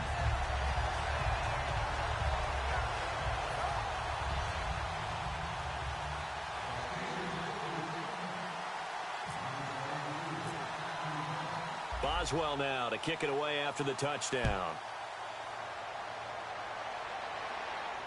That'll be taken in the end zone. And last year that would have been a net gain of 5 on the return. This year he stopped where he would have been if he had taken a knee, and that's at the 25. And the Browns getting set to go. And last time they got 3 points, but it was a chip shot field goal. And when you go to the sideline after a chip shot field goal, maybe the offense not too happy. It's a balancing act, isn't it? Because you're exactly right. They're none too pleased that they didn't punch it in for 6 points. But they also have to remember they did put points on the board. 3 points is 3 points. And in this league, you take points when you can get them. Not easily done. Now Griffin. And the tip there altered the ball flight, and it falls incomplete. It'll be 2nd down. So much of this game is about leverage. We always talk about low man wins in the trenches. Well, it's like that in just about every position. And sometimes, if you lose that leverage and you're losing the battle, just jump up at the line of scrimmage and try and bat the ball away. And that's exactly what happened there. And Griffin gives to Crowell. And he'll get this one up to the 26.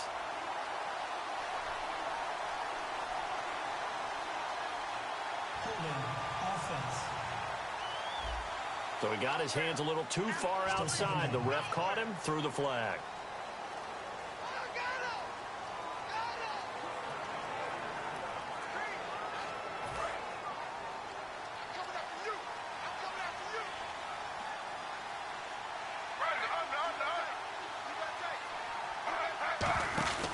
After the penalty, it's Crowell.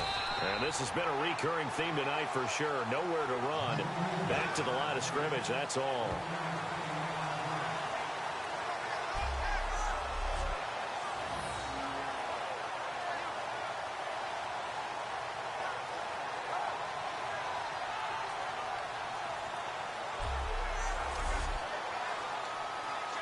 And this defense looks for one more stop here on 3rd after the run. They'll come out in the pistol. 3rd and long. It's Griffin. Underneath for Johnson. It's a gain of 5. And that's going to bring up a 4th down. He felt the pressure coming there. That was a good job of just making something out of nothing, so to speak. Yeah, took the hit and still made the play. You know, when we talk about runners, all right, and on running, tough, gritty ones. To me, that's like the version of a dirty pass. He knows he's going to get smacked, yet still delivers the football and picks up good yardage. That's pulled in at the 32. So possession goes over here on the punt. And the offense will come back onto the field for the 1st and 10. And Pittsburgh getting set to take the field. That last drive, it was a good mix. Run, pass, defense on their toes. And what really helps out in a big way is when you're doing the run-pass mix and everything's working, that means that they're guessing wrong every time on defense. They think you're going to pass when you run and vice versa. I would continue that, and when they finally draw a beat on you, maybe you mix it up a little bit with play action and throw the ball. And will they maintain that balance? Time to find out. Brandon, when you have a player who could do that, That just makes your offense that much more dangerous. Being able to get outside the pocket, yet still keeping his eyes downfield and finding open receivers. From midfield now, here's Roethlisberger. It's complete to Brown, right side. He won't go down, and he'll be taken down, but not before getting this inside the 30. I like that one, partner. They go back-to-back. They haven't shown the propensity to be able to stop him. So after that big gain, let's see what else the offense has up its sleeve.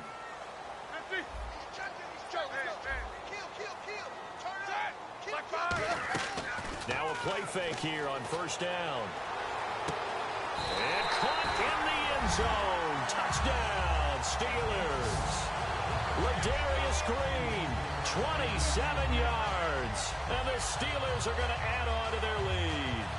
And he's a reliable target. He's more than that, though. Hey, look, I'm not going to say he's the best tight end in the league, but he's solid. Yeah, because he's able to block, and that's almost a lost art for a number of the tight ends in the league now because the most popular guys are almost what we call move tight ends, more like receivers, but those guys who can do it all, there's still a place for them in the NFL. And it's 21-3.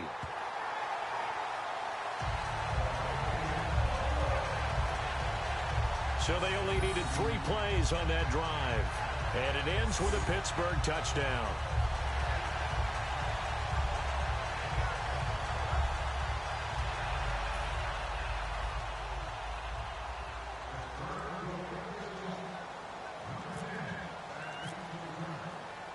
Boswell now to kick it away after the touchdown.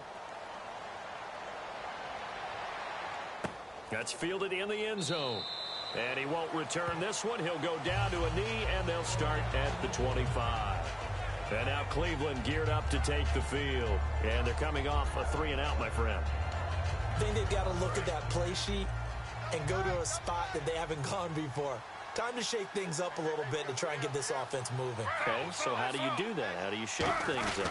You look at what you've called before, realize it hasn't worked Go to so something well, else. and maybe try and find one of those special plays from one of your better players, and maybe try and hit something big and get things going in the excitement area. No gain on that run, and while this team is down, they're not out of it by any stretch of the imagination. Maybe you just have to think about a different style of running in order to get this guy going.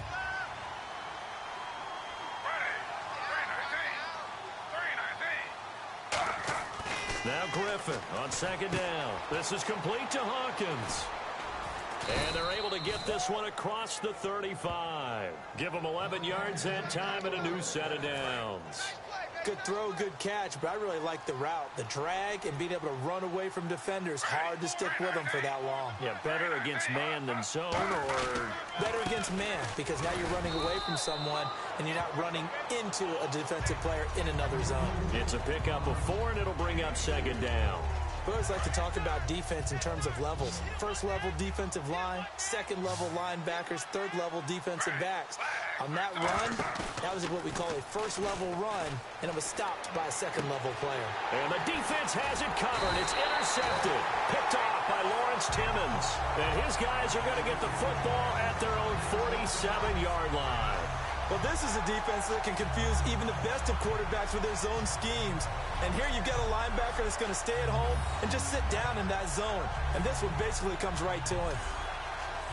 The Steelers offense now, they head back onto the field. And they will simply, Charles, be looking to duplicate what they did last drive when they were able to push it in for 6. And they hope it'll be that easy, right? To be able to take exactly what happened before, replicate it. They may have to make a few additional changes along the way because I'm sure the defense will make some adjustments, but they've got to have great confidence having scored the last time out. And into the end zone. Touchdown, Pittsburgh. Antonio Brown with his second touchdown here in this first half. And the Steelers find a way to stretch their lead.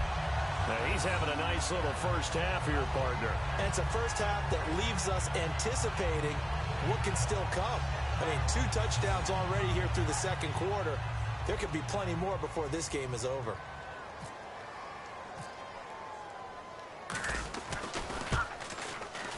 Whoa! He just yanked that one well to the left, and no good.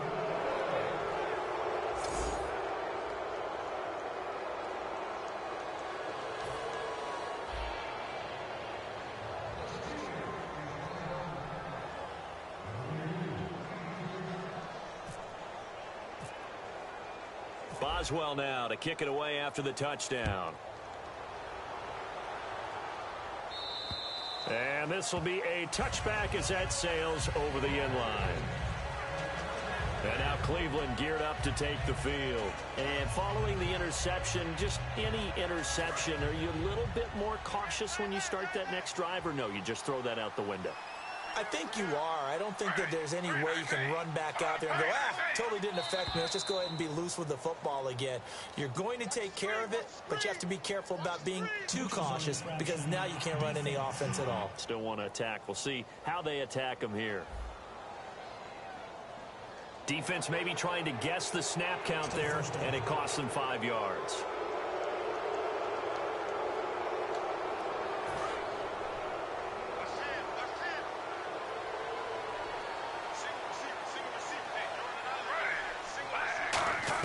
From the gun, it's Griffin.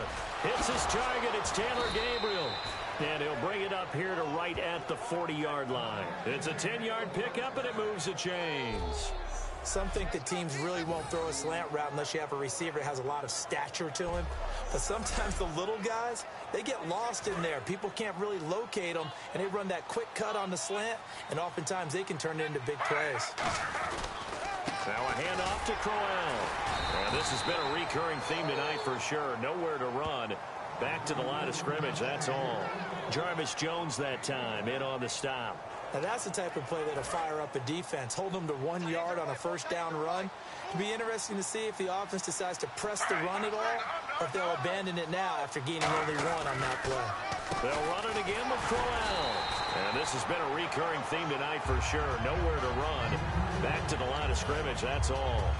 Well, he didn't make headway on that one, but he's had plenty of carries all night long. I just wonder if maybe he's a little bit tired from toting the rock that much. On third down, Griffin. He's got a man. It's Corey Coleman. It'll be a gain of 8, but it'll also lead to a 4th down. So much about offense is what you call hidden yardage. You know, you throw the ball to someone, they catch it, and then they can make a big play. You know, they create a play, run after catch. They did a really nice job there of limiting that and keeping him from a first down. Yeah, stopped him in his tracks. And no return possible here as they angle this one out of bounds. And now the Browns get ready as they head back out there. And maybe for them at this stage, it's sort of put up or shut up time. They need to stop trailing here. Oh, I'm with you totally on that one. They've got to go out there now and put an end to what's been going on in this ball game where they've just given up points, gotten pushed around, so to speak, during this contest. They've got to find a way to end it right here, right now. Can they end it? Let's find out. And he went in route there from the slot for the completion. Love how he runs his routes because it's all setting up your defender. Give him a little something one way, take it the other way. Head and shoulder fake. Sometimes you make one step to the outside, then break it inside. Really well-run route. They come out 5 wide, 3 of them to the right side. On first down, it's Roethlisberger. Over the middle here to Brown. And he's in. Touchdown, Steelers. Antonio Brown on his way to a monster game. 3 first-half touchdowns. And this Steelers offense is running away with this one. So not only is that his 3rd touchdown catch of the game, he's done it here in the first half. I'm not sure defensively what they're going to come up with to slow him down because already we're seeing him run past, over, through guys in order to make these catches. And being able to try and shut him down at this stage of the game, it's going to take a lot of effort. So maybe it'll open things up for some other people. Well, they better figure something out, and soon. 1 play, 2 plays, touchdown. That's all it took there. A very short and sweet drive that got him in the end zone. Boswell now to kick it away after the touchdown. That'll be taken in the end zone. And no run back here. This will be a touchback, and it comes out to the 25-yard line. And here are the Browns now as the offense comes back out onto the field. And last time out, they had to punt the football away. Anything positive possibly to take from that? There always is when you're punting the football away. It doesn't sound like it because you're giving it up. But you've avoided a mistake. At least you didn't turn it over. You didn't turn it over, right? You're giving your defense a chance because you're punting the ball away, and they're set to go on the field as opposed to sudden change after a turnover. Wow, now we got to go out there and stop people. So, yeah, there's always something positive to be gained from it.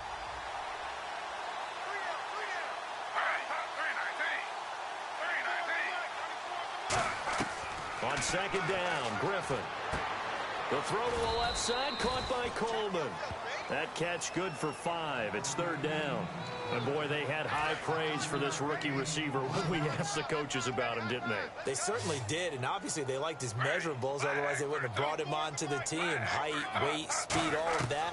But how about what they really said? Competitiveness. That's what they really liked about him. The way he goes after the football, competes for it, and decides when it's in the air, it's his and only his.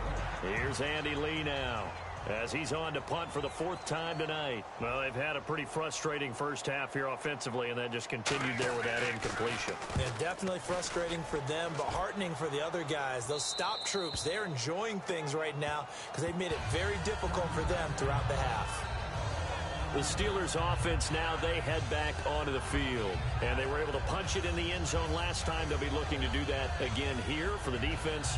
Obviously, they'll be looking to stop them from punching it back in the end zone.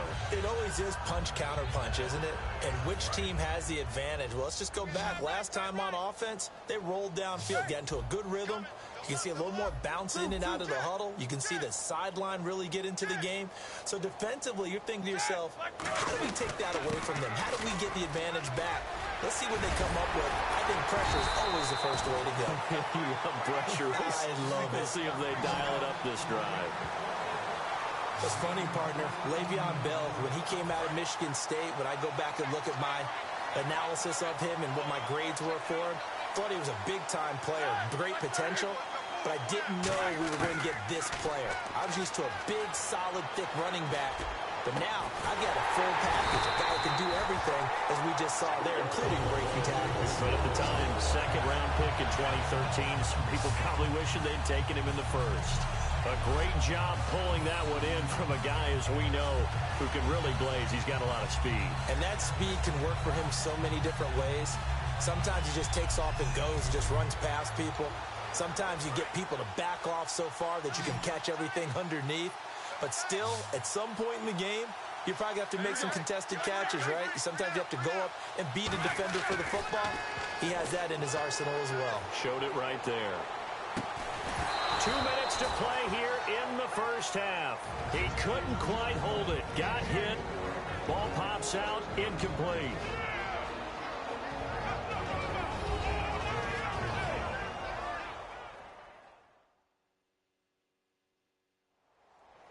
We remind you that coming up at halftime, Larry Ridley will have the highlights and analysis of this first half from our studios in Orlando. And I have a feeling those highlights will be pretty one-sided, too. I think you're right, partner.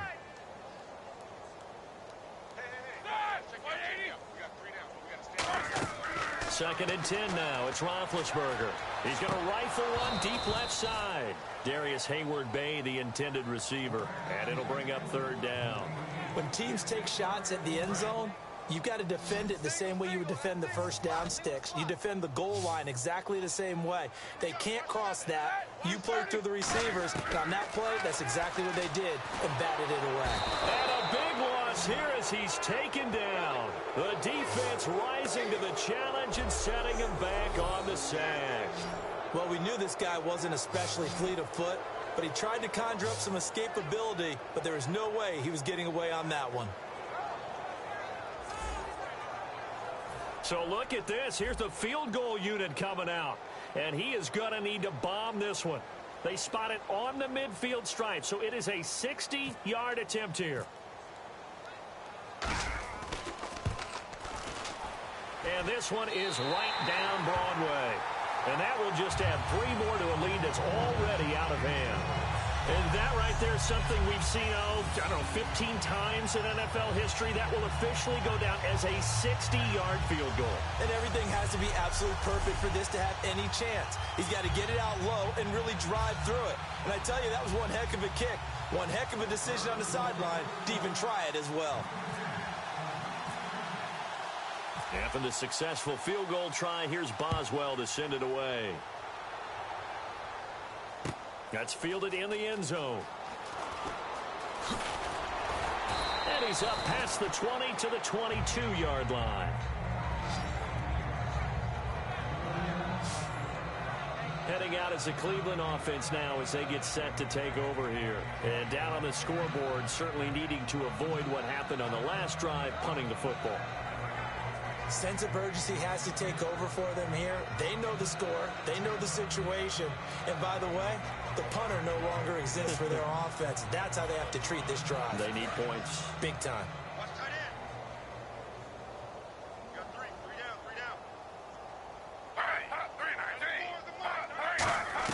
Now Griffin on first down. And this is Gabriel on the catch. And he'll get this up to the 34-yard line. And they're going to hurry back to the line now. They'll throw on first down with Griffin. And seeing no options, he just tosses this one away incomplete. Now that'll bring up second down. Offense looking to avoid a 3rd and long. It's 2nd and 10. Let's face it, you can run the route tree as many times as you want, get in sync, practice it, do all those things. But once you get to game speed, it doesn't always time up quite that well. That one. Looking for Barnage, and it's intercepted. And he's free going down the left side. It's a foot race. And he brings this one back. It's a pick six for a Steeler touchdown. Short throw pick six right there. Those linebackers, they love when those short throws come and those eyes get real wide, don't they? How about the anticipation on the play? Reading, reacting, and then the ability to catch the football and take it in the opposite direction. Boswell for the extra point.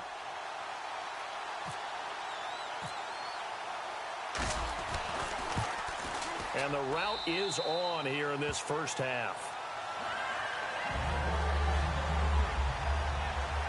A heck of a play there defensively, getting the interception, navigating his way into the end zone for the touchdown. So they'll get another shot on offense following that pick six, and now the kick is away. Very short kick. This will be taken by one of the up men. And they're going to start this drive in pretty good shape as they get it up past the 30. And now the Browns offense trots back onto the field. They come out 5 wide, 3 of them to the right side. Throwing now, Griffin on first down. Oh, he's got a man wide open, complete. And he'll be taken down, but not before he gets into enemy territory.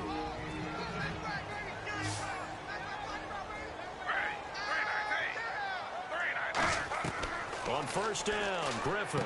Caught, left side, it's Barnage. Now whistles come in. We're going to get a timeout here by the offense. So that means they're down to 1 remaining here as we head toward halftime. A fake to Crowell. Now it's Griffin. Finding time. And the pressure getting to RG3. He's brought down for the sack. And they're going to speed things up here.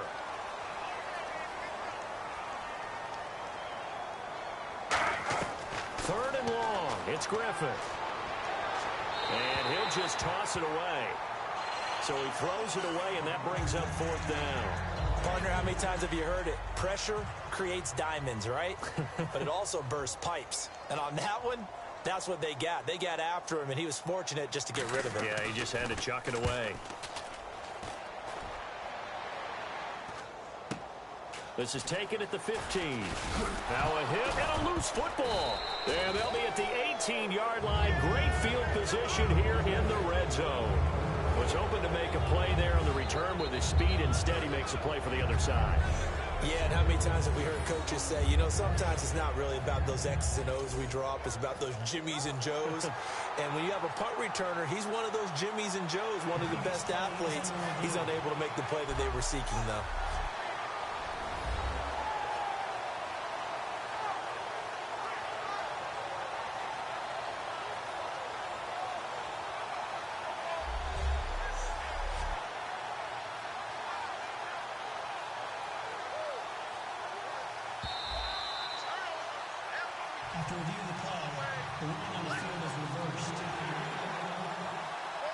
Partner, they're less than 2 minutes to go in the game, which means that this challenge was initiated by the fellas in New York.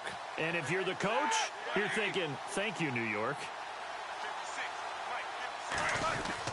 They'll start the drive with a carry by Bell.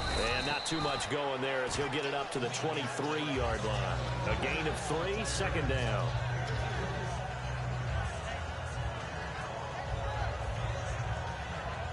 So we've reached halftime here in what is quickly turning into quite a rout. As we'll send you down to Orlando as we check in with Larry Ridley and our EA Sports Halftime Report. Larry? Thanks, Brandon. I'm Larry Ridley, and welcome to our EA Halftime Report. The Steelers have been airing it out in the first half, and that has led to a sizable advantage on the scoreboard. The Browns have no answers for the passing game, and it's cost them dearly on the scoreboard. All right, let's get straight to it. Here's some highlights from the first half. Steelers have it at the 27. He'll get out of the pocket to complete the pass, and he's going to go 27 yards for the score. Steelers up by a touchdown. Steelers have it at the 2. Bell's going to stay between the tackles, and he'll go in from 2 yards out. The Steelers push their lead to 11. Steelers have it at the 27. He'll scramble away and complete the pass, and he's going to go 27 yards for the score. That takes the lead up to 18. Browns with the ball midway through the second. Griffin's got to rush the throw, and it's intercepted. Timmons is reading the play and comes away with it, ending the drive. Offense on the field now after the pick. In double coverage, Roethlisberger finds Brown. And he's gone as he sprints into the end zone. The lead now at 24. 1st and 10, the pass will be caught over the middle. And that's a house call. The blowout rolls on. Browns with the ball late in the half. The pass ends up being picked off. Steelers take it back all the way for the score. The blowout rolls on. So that'll bring our halftime report to a close. We'll go back now to Heinz Field for the start of the third quarter. Both teams appear ready for the fight ahead, and we resume action here in quarter number 3. Fairly short kick taken at the 14 here. And a good return as he'll be stopped just shy of the 30-yard line. The Steeler offense now with a football first here to begin the third quarter. They built a good first half lead. Now they have a chance to add on to it. And what I'm thinking is that the offensive staff spent the entire halftime just working with them on, here's what we think they're going to do to attack us in the second half. Nice first half that we've had, guys, but be prepared for some change-ups. We're going to see them when we kick it off in the second half. See how they handle any adjustments that might be made defensively. And almost intercepted. It would have been his second pick of the game. Instead, it'll be 2nd down. Oh, man, that was close. The opportunity to change momentum, big play, right in his hands, unable to come down with it. A sigh of relief, no doubt, on offense that that fell harmlessly to the ground. Brown, the lone receiver, left. Again on 2nd and 10, it's Roethlisberger. Eluding the pressure right. And incomplete there. A nice hit. Jars the ball free and brings up 3rd down. So a 2nd down incompletion now brings up 3rd down. On 3rd down, Roethlisberger. And incomplete. The contact made the ball roam free and brings up 4th down. So the defense forces a 3-and-out, but they got some help along the way. They threw it on 1st down, and when they were unsuccessful, it became 2nd and long. Didn't get it again on another pass. Went 3rd and long, and they almost had to put it in the air. They may want to rethink some strategy going forward. He steps into this one, and this is a rocket. And a bit of a mistake there. This is well into the end zone for a touchback. Now we take a glance at the offense as they work their way back out for their first possession of the second half. They were able to get the stop defensively. Now a chance to turn that into points on the offensive end. Can you imagine what the grease board looks like at the half? Because tell me. That's exactly what they printed up. Stop them on defense, get the ball back for our offense, and go downfield and score some points. Now, the last part remains to be seen, but they got the first part done very well. Do people use grease boards, or you mean the magic marker boards? Yeah, those two. They'll run with Crowell, and he is going to lose yardage here. He lost 2 there, and it's 3rd down. With the struggles we're seeing up front for the offense today, they've got to think about changing up their play calling. Some screens, some draws, some quick-hitting plays in order to try and supplement the run game. You don't totally abandon it, but you try and give it a little bit of help. On 3rd down, Griffin. And that is incomplete. The intended target was Corey Coleman. And 4th down coming up. Here's Andy Lee now, as he'll come on to kick for a 6th time tonight.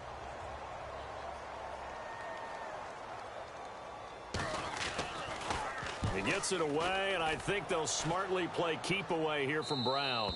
And the punt goes out of bounds. Where will they put it? They'll put it just inside the 45-yard line. Out comes the Steeler offense now, ready to see what they can do here. They're out in front. Last time they had to punt it away. We'll see if they can add to their lead now. They don't want to go out and punt it away again. This team now wants to get a cushion, put people away. They want to run their offense and have it end up in the end zone. They'll throw on 1st down with Roethlisberger. And Green with a catch left side. And he's taken down, but not before he gets this into enemy territory across the 40. On any given pass play, you never know exactly where your exit points are going to be. On this play, it was flushed to his left, still on the run, able to accurately throw the football for a nice 1st down. Offense comes to the line now, 1st and 10. They come up in an offset eye. Now a 1st down carry by Bell. And some room to work. And he's in. Touchdown, Steelers. Le'Veon Bell, his 2nd touchdown of the night. And the Steelers offense, they continue to pour it on.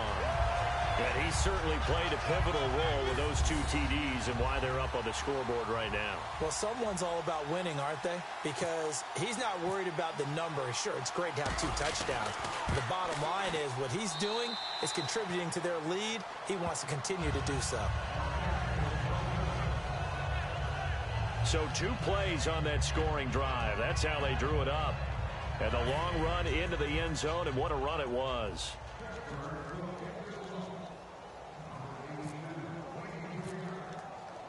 Boswell now to kick it away after the touchdown.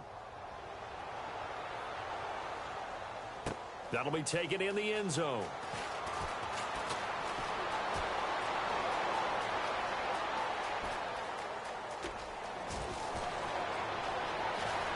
And all the way in. Touchdown, Cleveland.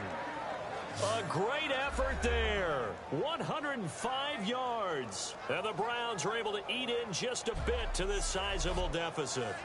Well, he made the right choice by result, but a little bit surprising because now with touchbacks coming back to the 25 instead of the 20, when guys fielded that deep in the end zone, I think most coaches want them to take a knee. Yeah, it's resulted in more kneel downs. Not right there. So they get 1 score back, but still a long ways to go here in this 3rd quarter. What an absolutely electric return. 106 yards from end zone to end zone. So let's try this again. After the kick return TD, here's yet another kickoff. And a short kick, taking it about the 16. And they're going to start this drive in pretty good shape as they get it up past the 30. And Pittsburgh getting set to take the field. And that recipe on their last drive that resulted in a touchdown looked pretty good, so they'll be hoping to do that once more. And it takes me back to when we sat with the offensive coordinator and the head coach. They felt pretty good about their game plan and thought there were some holes in the defense, and they exploited them the last time out. Let's see if they can come back and put together a similar drive. And we'll see if they can do just that. Timing's crucial in any route thrown, but when you throw an out, So many things are going through the mind of the receiver. Catching the ball, timing it up with the quarterback. Are my feet going to get down inbounds? On that play, all those things going through his head might have caused him to drop it. On second down, it's Bell. And he'll be limited to a short gain up to about the 34-yard line. Just a couple on the pickup there, and now it's third down. You know how we get focused at end of the half and into the game situations about how much time's on the board and, you know, what you need to do? Sometimes you don't even have to worry about that. That's just smart football. You know, that kind of a lead, staying in bounds, it burns clock, even in a situation that we're not really focused on it. No gain on the play there, and it'll bring up fourth down. And as a defensive end, getting off the ball quickly, swarming to the football, making a tackle, that's what we saw right there. Yeah, that's what their job is, and really a lot of the time they have to throttle back a little bit in the run game because you know those defensive ends, they're like in a sprinter stance. They're just headed straight for the quarterback. That was good recognition on that play to hold them to no gain. He gets this one away, and boy, it's another boomer. And a great job on special teams to down it, as this will be marked out inside the 5-yard line.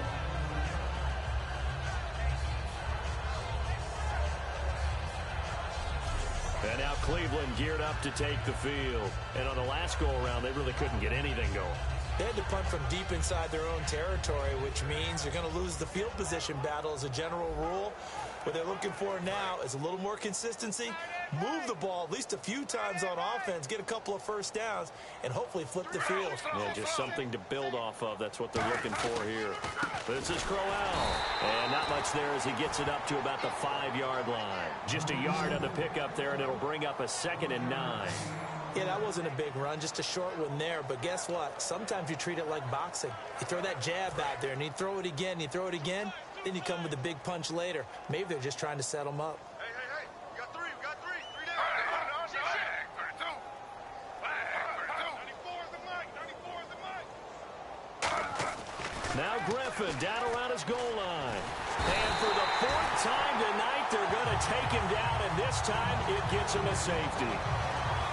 Well, this whole line, they've had trouble with a pass rush all game long. This time it cost them 2 points. I mean, you've got a quarterback back there who's running for his life, and he's had no time to throw the football. They've sacked him time and again, and this time they do it in the end zone. You said it, partner. No time, none whatsoever.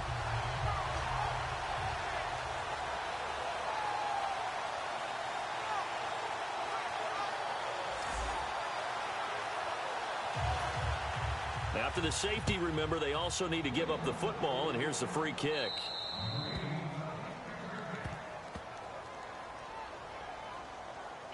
Free kick out of bounds. Kicking team.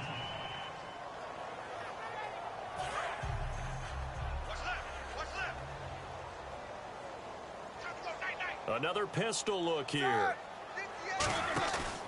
Now Roethlisberger going to hand to Bell. Oh, he's got a little daylight. And brought down, but not before reaching the 45-yard line. 12 yards on the pickup, and it's good enough for a Pittsburgh first down.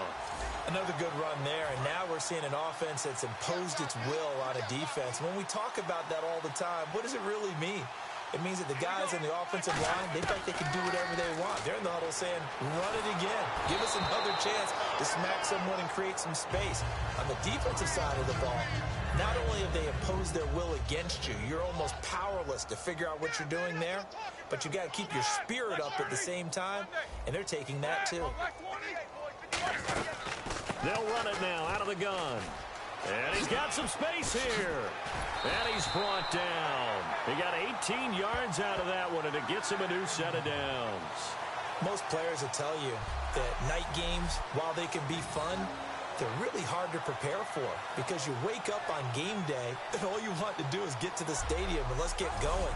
But you got to bank that fire a little bit and hold it until the evening. It's almost like a Broadway premiere. Got to wait until the nighttime to go out there in front of the bright lights. And boy, has he harnessed himself really well, and now he's unleashing it on the opponents. Throwing now, Roethlisberger on first down. Forced out to his left.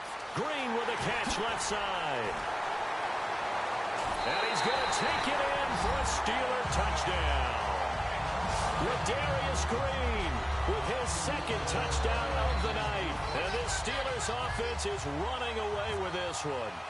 I know Paul Revere talked about by land or by sea, right? You know, one by land, two by sea. He didn't mention air because right now we're seeing a big-time performance, aren't we? That's 2 touchdowns so far in this game. Where'd you pull that one from? And, you know, every now and then I actually listened in history class. And you're just a scholar all the way around. You're reading all the time. I like that you fit that in the broadcast. You know, I just grab a nugget when I can. Boswell now to kick it away after the touchdown. Set to return. Here's Raheem Mostert. And he'll take it past the 25 and up to the 28-yard line. And now Cleveland geared up to take the field. And last time they surrendered the safety, we know they don't want to do that again. That is just one of those oddities in scoring that we get, and it's just so strange to see that go up on the board, and then you got to make sure that that doesn't happen to your team again. They've got to take care of the ball. But boy, it juices up the defense. Oh, without a doubt. That's a great way to score some points. We just saw another example of how the defense is winning this game. Really at the point of attack, the offensive line's just getting pushed around. I think now as a play caller, you got to give them a little bit of help. Maybe keep your tight ends a little bit more. Maybe the running backs help you a little bit with the pass blocking. But you've got to help them get some confidence because you can't abandon the play calling right now. Stephon Tuitt came out of Notre Dame as another one of those really tall defensive ends, and you just wondered, would they be able to have the leverage to bend and make plays? I think he just gave us an answer with that tackle. He's able to find Hawkins. He's at the 30. And all the way in. Touchdown, Cleveland. Andrew Hawkins, 76 yards. And the Browns able to get this one back to within at least some measure of respectability. And correct me if I'm wrong, that was just a simple fly route, wasn't it? No, there's nothing to correct at all. You've got it down pat. And I just remember as a player, when I'd be in practice sessions and I'd hear 9 from the receivers, that meant fly route, go. Uh-oh, look out. That was the 9, and he just kept going all the way into the end zone for the touchdown. And a nice return sets him up pretty good here at the 30-yard line. And the Steelers set to take the field. And they'll just simply be looking to build off the confidence of the last time out where they scored a touchdown. And confidence is powerful, isn't it? When you've scored once, you feel like you can go back out there and get it done again. Doesn't matter what the defense throws at them. They feel like they're in a groove right now, and they want to get out there and show it. Yeah, hoping to stay in that groove here this go-around. Let's give a lot of credit to the offensive line. They've been able to move the ball really well on the ground the entire game. And while that wasn't a huge one, that's okay. They'll take them in short, steady bursts. And able to get this one across the 45 before he's brought down. Really good, skillful, tough running throughout this contest. Picked up first down after first down. He's got to have a nickname, doesn't he? How about the human first down machine? I think that fits. They'll run it now out of the gun. And he got blown up. Losing yardage on the play back at the 44. And now timeout is whistled as it appears there's a Brown shaken up on the play. While the training staff takes a peek, we'll take a break.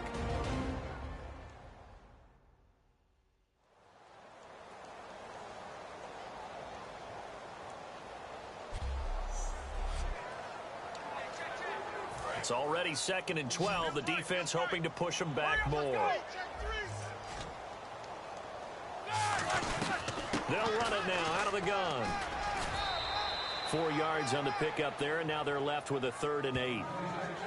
But really, that was no surprise there. They've been running it well all game, and I know goals change all the time, but any team will take that type of run each and every time.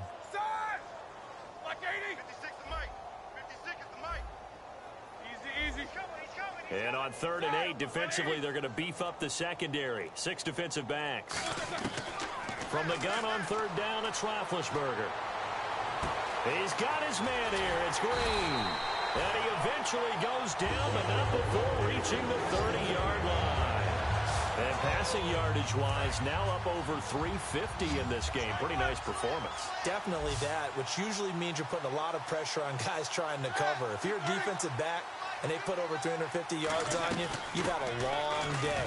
The key to everything, if you're doing it without throwing interceptions or turning the ball over.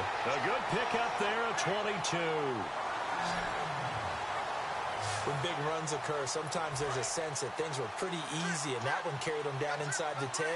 But getting into the end zone now, that won't be easy at all because you're going to face different defenses and not as much real estate to work with.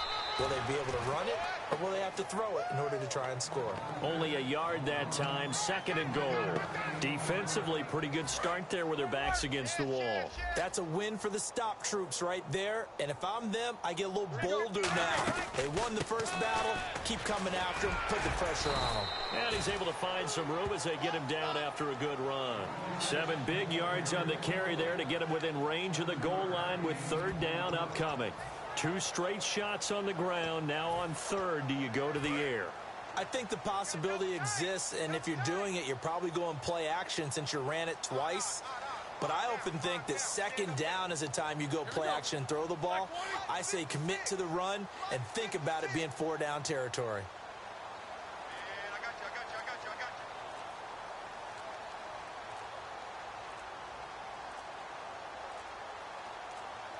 So offense moving a little too slow there, could not get set, and they get the penalty.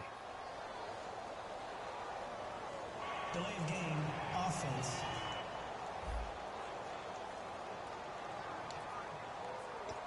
Still 3rd down. Now from back at the 5, this is 3rd and goal.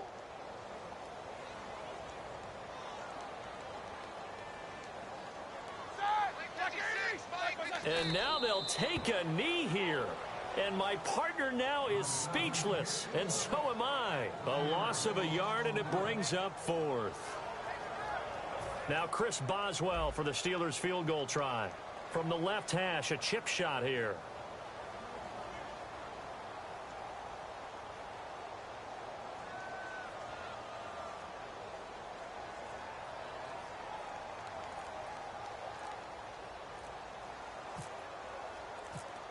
Time running out here on the play clock.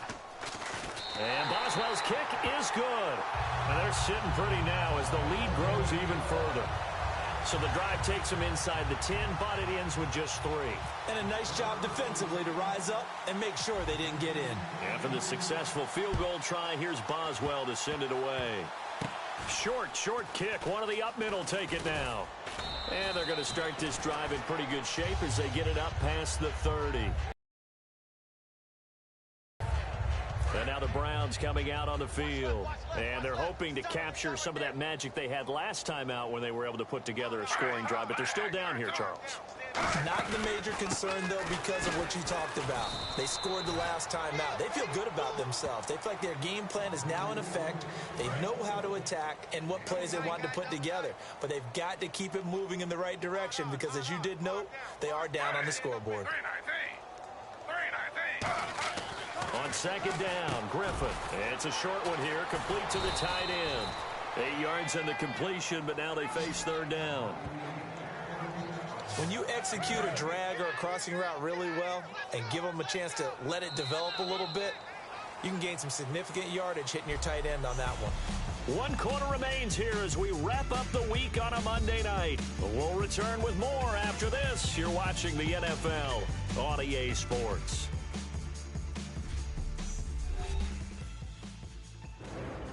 Back now in Pittsburgh, and this is a blowout so far as we get set for the 4th quarter. A very one-sided affair.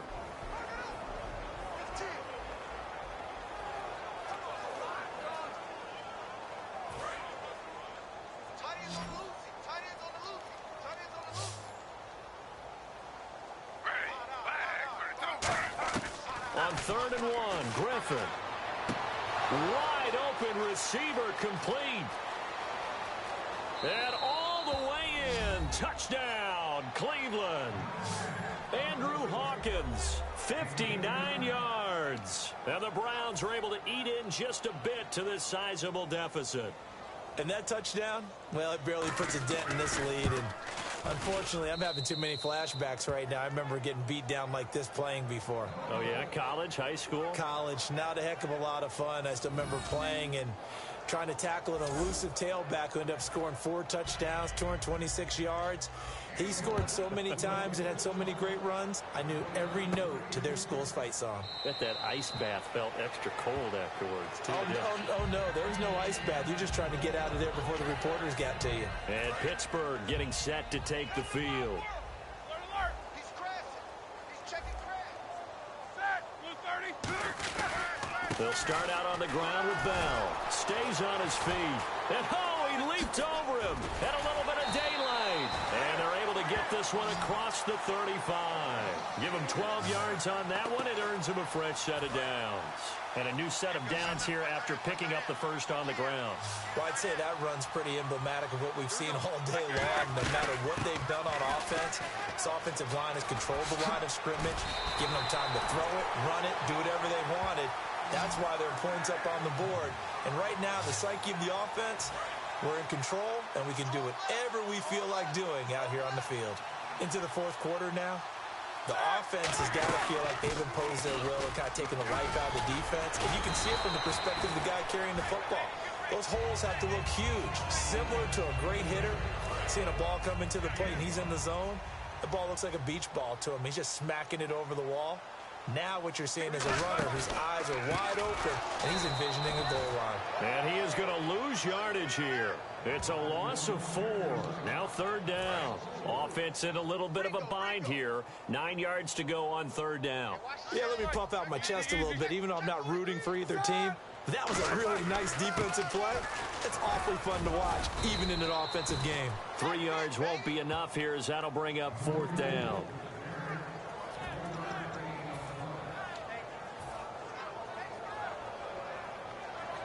And the punter's on the sideline. Here's the field goal unit now to try an exceptionally long one. 64 was Matt Prater's record. This would top that by a yard. Oh, they flip it to the kicker. He looks like he's going to throw it. And the gamble fails. It's incomplete. They try the fake field goal. It doesn't work out. And now Cleveland geared up to take the field. Last time they were out, they scored. Still trailing here, though, so some work to do. But it's okay in terms of mindset. Because they scored the last time, they're not quite... And for a third time tonight, he's intercepted. Picked off by... There he goes, left side. And he brings this one back. It's a pick 6 for a Steeler touchdown. Every now and then, those guys can get lost in coverage. Quarterback didn't see him, perhaps. But, boy, what a pick. And how about the run back? Extra point now by Boswell. Now, this one was over a while ago as they just add on to their big lead. So the defense creating some points, not only getting the interception, but then returning it to the end zone for the pick 6. So they throw the pick 6. They'll get another shot at it now as this one's in the air. Here comes Gilbert. And they're going to start this drive in pretty good shape as they get it up past the 30. Now the Browns offense, they get ready to head back onto the field. Hey, we got 3 down. Ready. Flag, 32. 94. Flag. They'll run it now out of the gun. And not much of an opening there as he's only going to get this to about the 32. Just a yard on the first down carry, so it's 2nd and 9. Not a big run on the first play of the drive, but that doesn't necessarily mean it was a bad play. Sometimes you're just trying to settle in, get your guys a little bit of contact, and get things moving. Now Griffin on 2nd down. Over the middle, the catch by Coleman. And able to get this one across the 45 before he's brought down. That one good for 16, and the drive will continue. And just a small glimpse there as to why they like this rookie so much. And that's why they lit up a little bit in our meetings with the coaching staff, didn't they? When we talked about him, they did. Yeah, you know, they like his work ethic. You know, this guy's running every route well in the route tree and getting better at it all the time, really honing his game. They expect a pretty good jump out of him as things continue to move on. Man left. Alert. 3 down. Ready. 3-19. Again on 2nd and 10, it's Griffin. And his throw is incomplete. Andre Hawkins, the intended receiver. And that takes us from 2nd to 3rd down. defense looks to pick up the first here on third after that incompletion.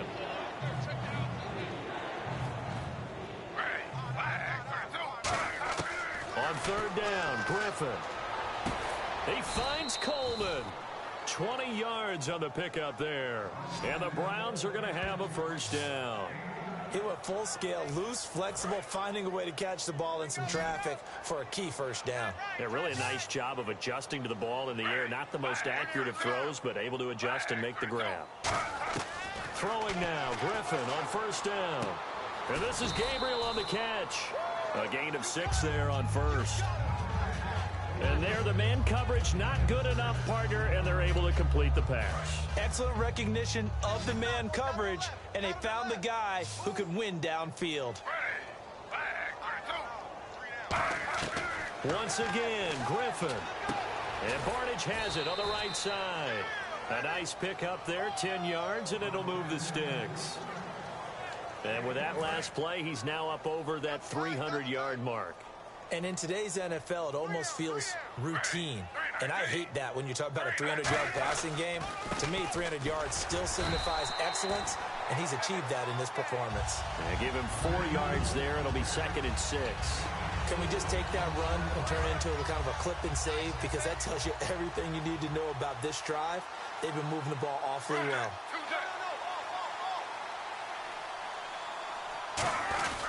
Here's a give to Crowell. And he'll take this one inside the 10 down to the 8. Give him 4 on the carry, and it'll make this a 3rd and about 2. On any running play that's called, they're always hoping that it's going to break big and go the distance. But when you get a nice game like that, you're able to do so many things anyway. You can come back and run essentially the same play again, continue to move the ball on the ground, or you can decide to throw the ball now because usually you have the defense back on its heels. The tight end, Gary Barnage, the intended receiver. And it's 4th down. Travis Coons on now for the Browns field goal. From the right hash, and this one just a chippy. Really good, smart play by the defense, understanding 3rd and short, guarding the first down sticks, and being able to make a play on the football and bat it down.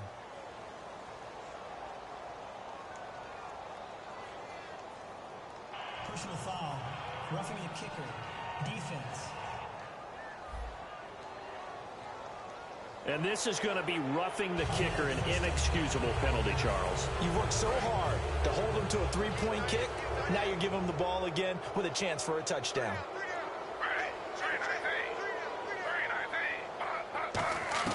Out of the gun, Griffin. And incomplete, he dropped it. Maybe a rookie mistake there, 2nd down. After all the preparation, all the practice, a play like that will absolutely break your heart. They had everything they wanted, just unable to complete it. In the end zone, a big-time drop. On 2nd down, here's Griffin. That's caught at the 1. And he is into the end zone. Touchdown, Cleveland. Andrew Hawkins from 3 yards out. And the Browns able to get this one back to within at least some measure of respectability. Now Coons on to add the extra point.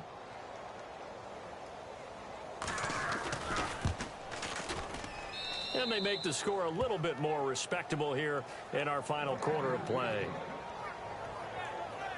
So that drive, 12 plays in length, and it ends with a 1-yard touchdown run. Coons on now to kick this one away following the score. And that'll carry over the back line of the end zone for a touchback. And Pittsburgh getting set to take the field.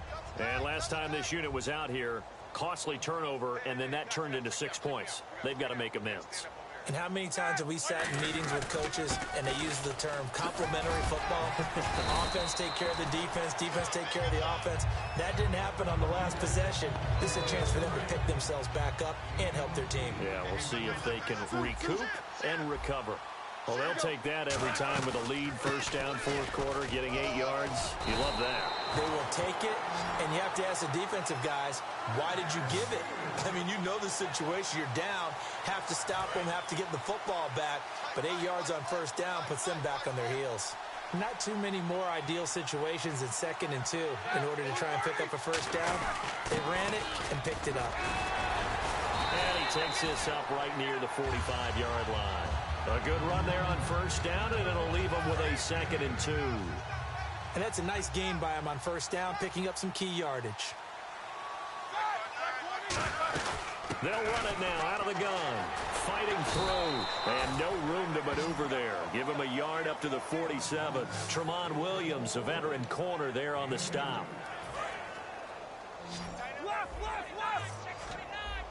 It looks like a nickel set now for the Browns on 3rd down. Again, it's Bell. And he's going to have a first down as he's brought down at the 44-yard line. They get 9 out of that one, and as a result, the drive continues. I always appreciate runners who understand situations. That was just 3rd and inches. No reason to dance around in the backfield and try and break off a bigger play. Just go pick up the first down, and that's exactly what he did.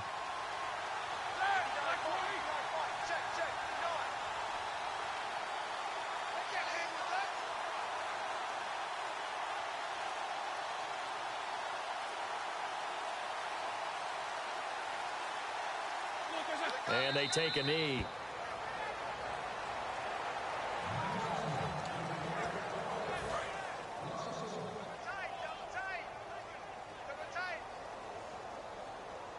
We got three, fellas. We got three. All right, here we go. 56 is Mike. 56 is Mike. Hey, watch the ball.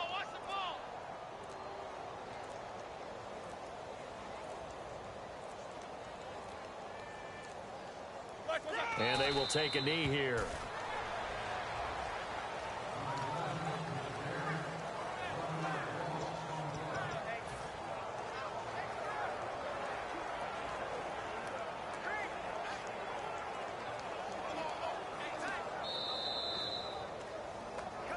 Time for a break. We'll come back and wrap up garbage time after this.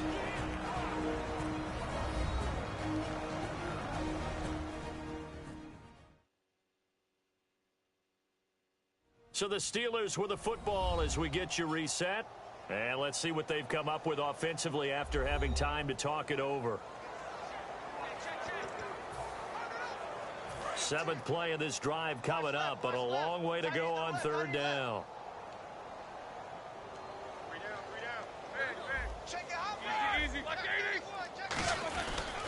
Roethlisberger with a give. It's Williams. And they'll bring him down after just a short pickup. Give him a couple on the run as it brings up a 4th down.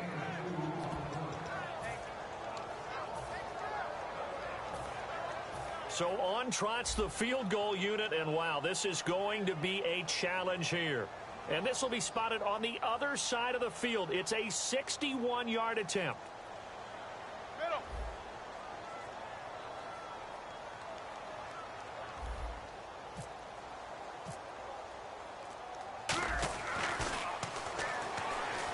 And it's a fake. He's going to throw it. And this one will not work out. It is incomplete. It would have been a long field goal. The fake doesn't work out. And now Cleveland geared up to take the field. They are just obviously getting shellacked here in this one, Charles. What's the message if you're a coach for this final drive in a lopsided game like this? For a lot of coaches, be honest, don't forget today.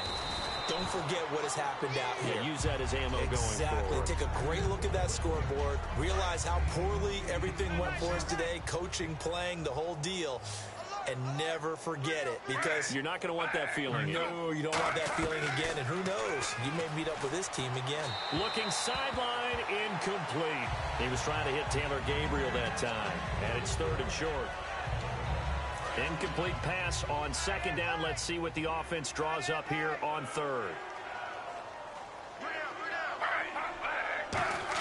3rd and 2. Now Griffin. And he finds Barnage. He's got it. And he's able to get the first before he's taken down at the 36. Personal foul. Face mask. Defense. Got the hand caught up in the grill of the face mask. 15-yard penalty. So tough for a defender. You're trying so hard to make a play, and the way that these offensive guys can move around, sometimes your hand gets into the wrong place. Now a play fake here on 1st down. A hit as he throws there, incomplete. He was trying to hit Taylor Gabriel that time. And now it's second down. So the incomplete pass brings up second down. Well, the pressure, the hits, the sacks have been coming at him all game long. I'm frankly surprised that they haven't found a solution yet to create more time for him to throw it or maybe change what they do on offense. And that's one of the biggest differences in this game and why they're losing right now. Third down here for the offense after the incomplete pass. The good signal callers would never go back in the huddle and play the blame game because they need those guys to protect him. But on that last one, his offensive line, they lost their leverage. And somewhat of a measure of revenge as he's in for the touchdown, but they still trail big time. He'll take it, but he won't be able to smile about it. And yeah, that touchdown counts for their team, but I think it counts more for the fantasy guys, doesn't it? Yeah, it's just something maybe positive to look at on film, but this one's over, let's be honest. Yeah, I agree with you totally on that one. Coons on now to kick this one away following the score. This will be fielded on the back line of the end zone. And no run back here. This will be a touchback, and it comes out to the 25-yard line. Pittsburgh's offense now heading back out onto the field. They have the big lead here late. They protected their home turf well, didn't they? They certainly did, partner. And just think about how good that feels because every team has a goal when they start the year to win at home. All right, and sometimes you don't win all of them, but they managed to get that done today. Just think about your routine stays the same. Everything's familiar. You feel right going into the game, and they translated that into a win. They did indeed. They protected the home field, and now the final stages. Hurry up, let's go. Blue 30, 59. Mike is 59. Mike is 59. Defense still with 3 timeouts. We'll see if they want to use them here as the kneel down comes.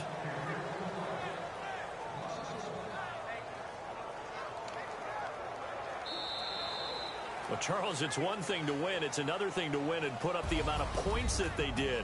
Boy, were they clicking on offense. They can't help but feel great about themselves, can they? I mean, what a game to put up that number of points, continually feeling like they're moving the ball and things are working and clicking.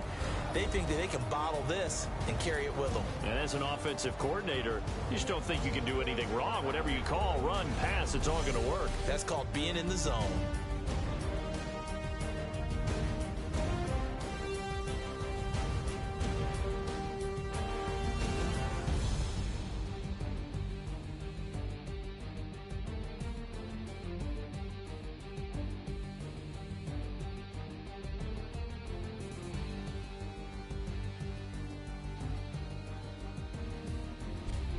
That'll do it for us. For Charles Davis and all our hardworking crew, I'm Brandon Gaudin. You've been watching the NFL on EA Sports. For more, find us on Twitter at EA Madden NFL. The Steelers are winners as we say so long from Heinz Field.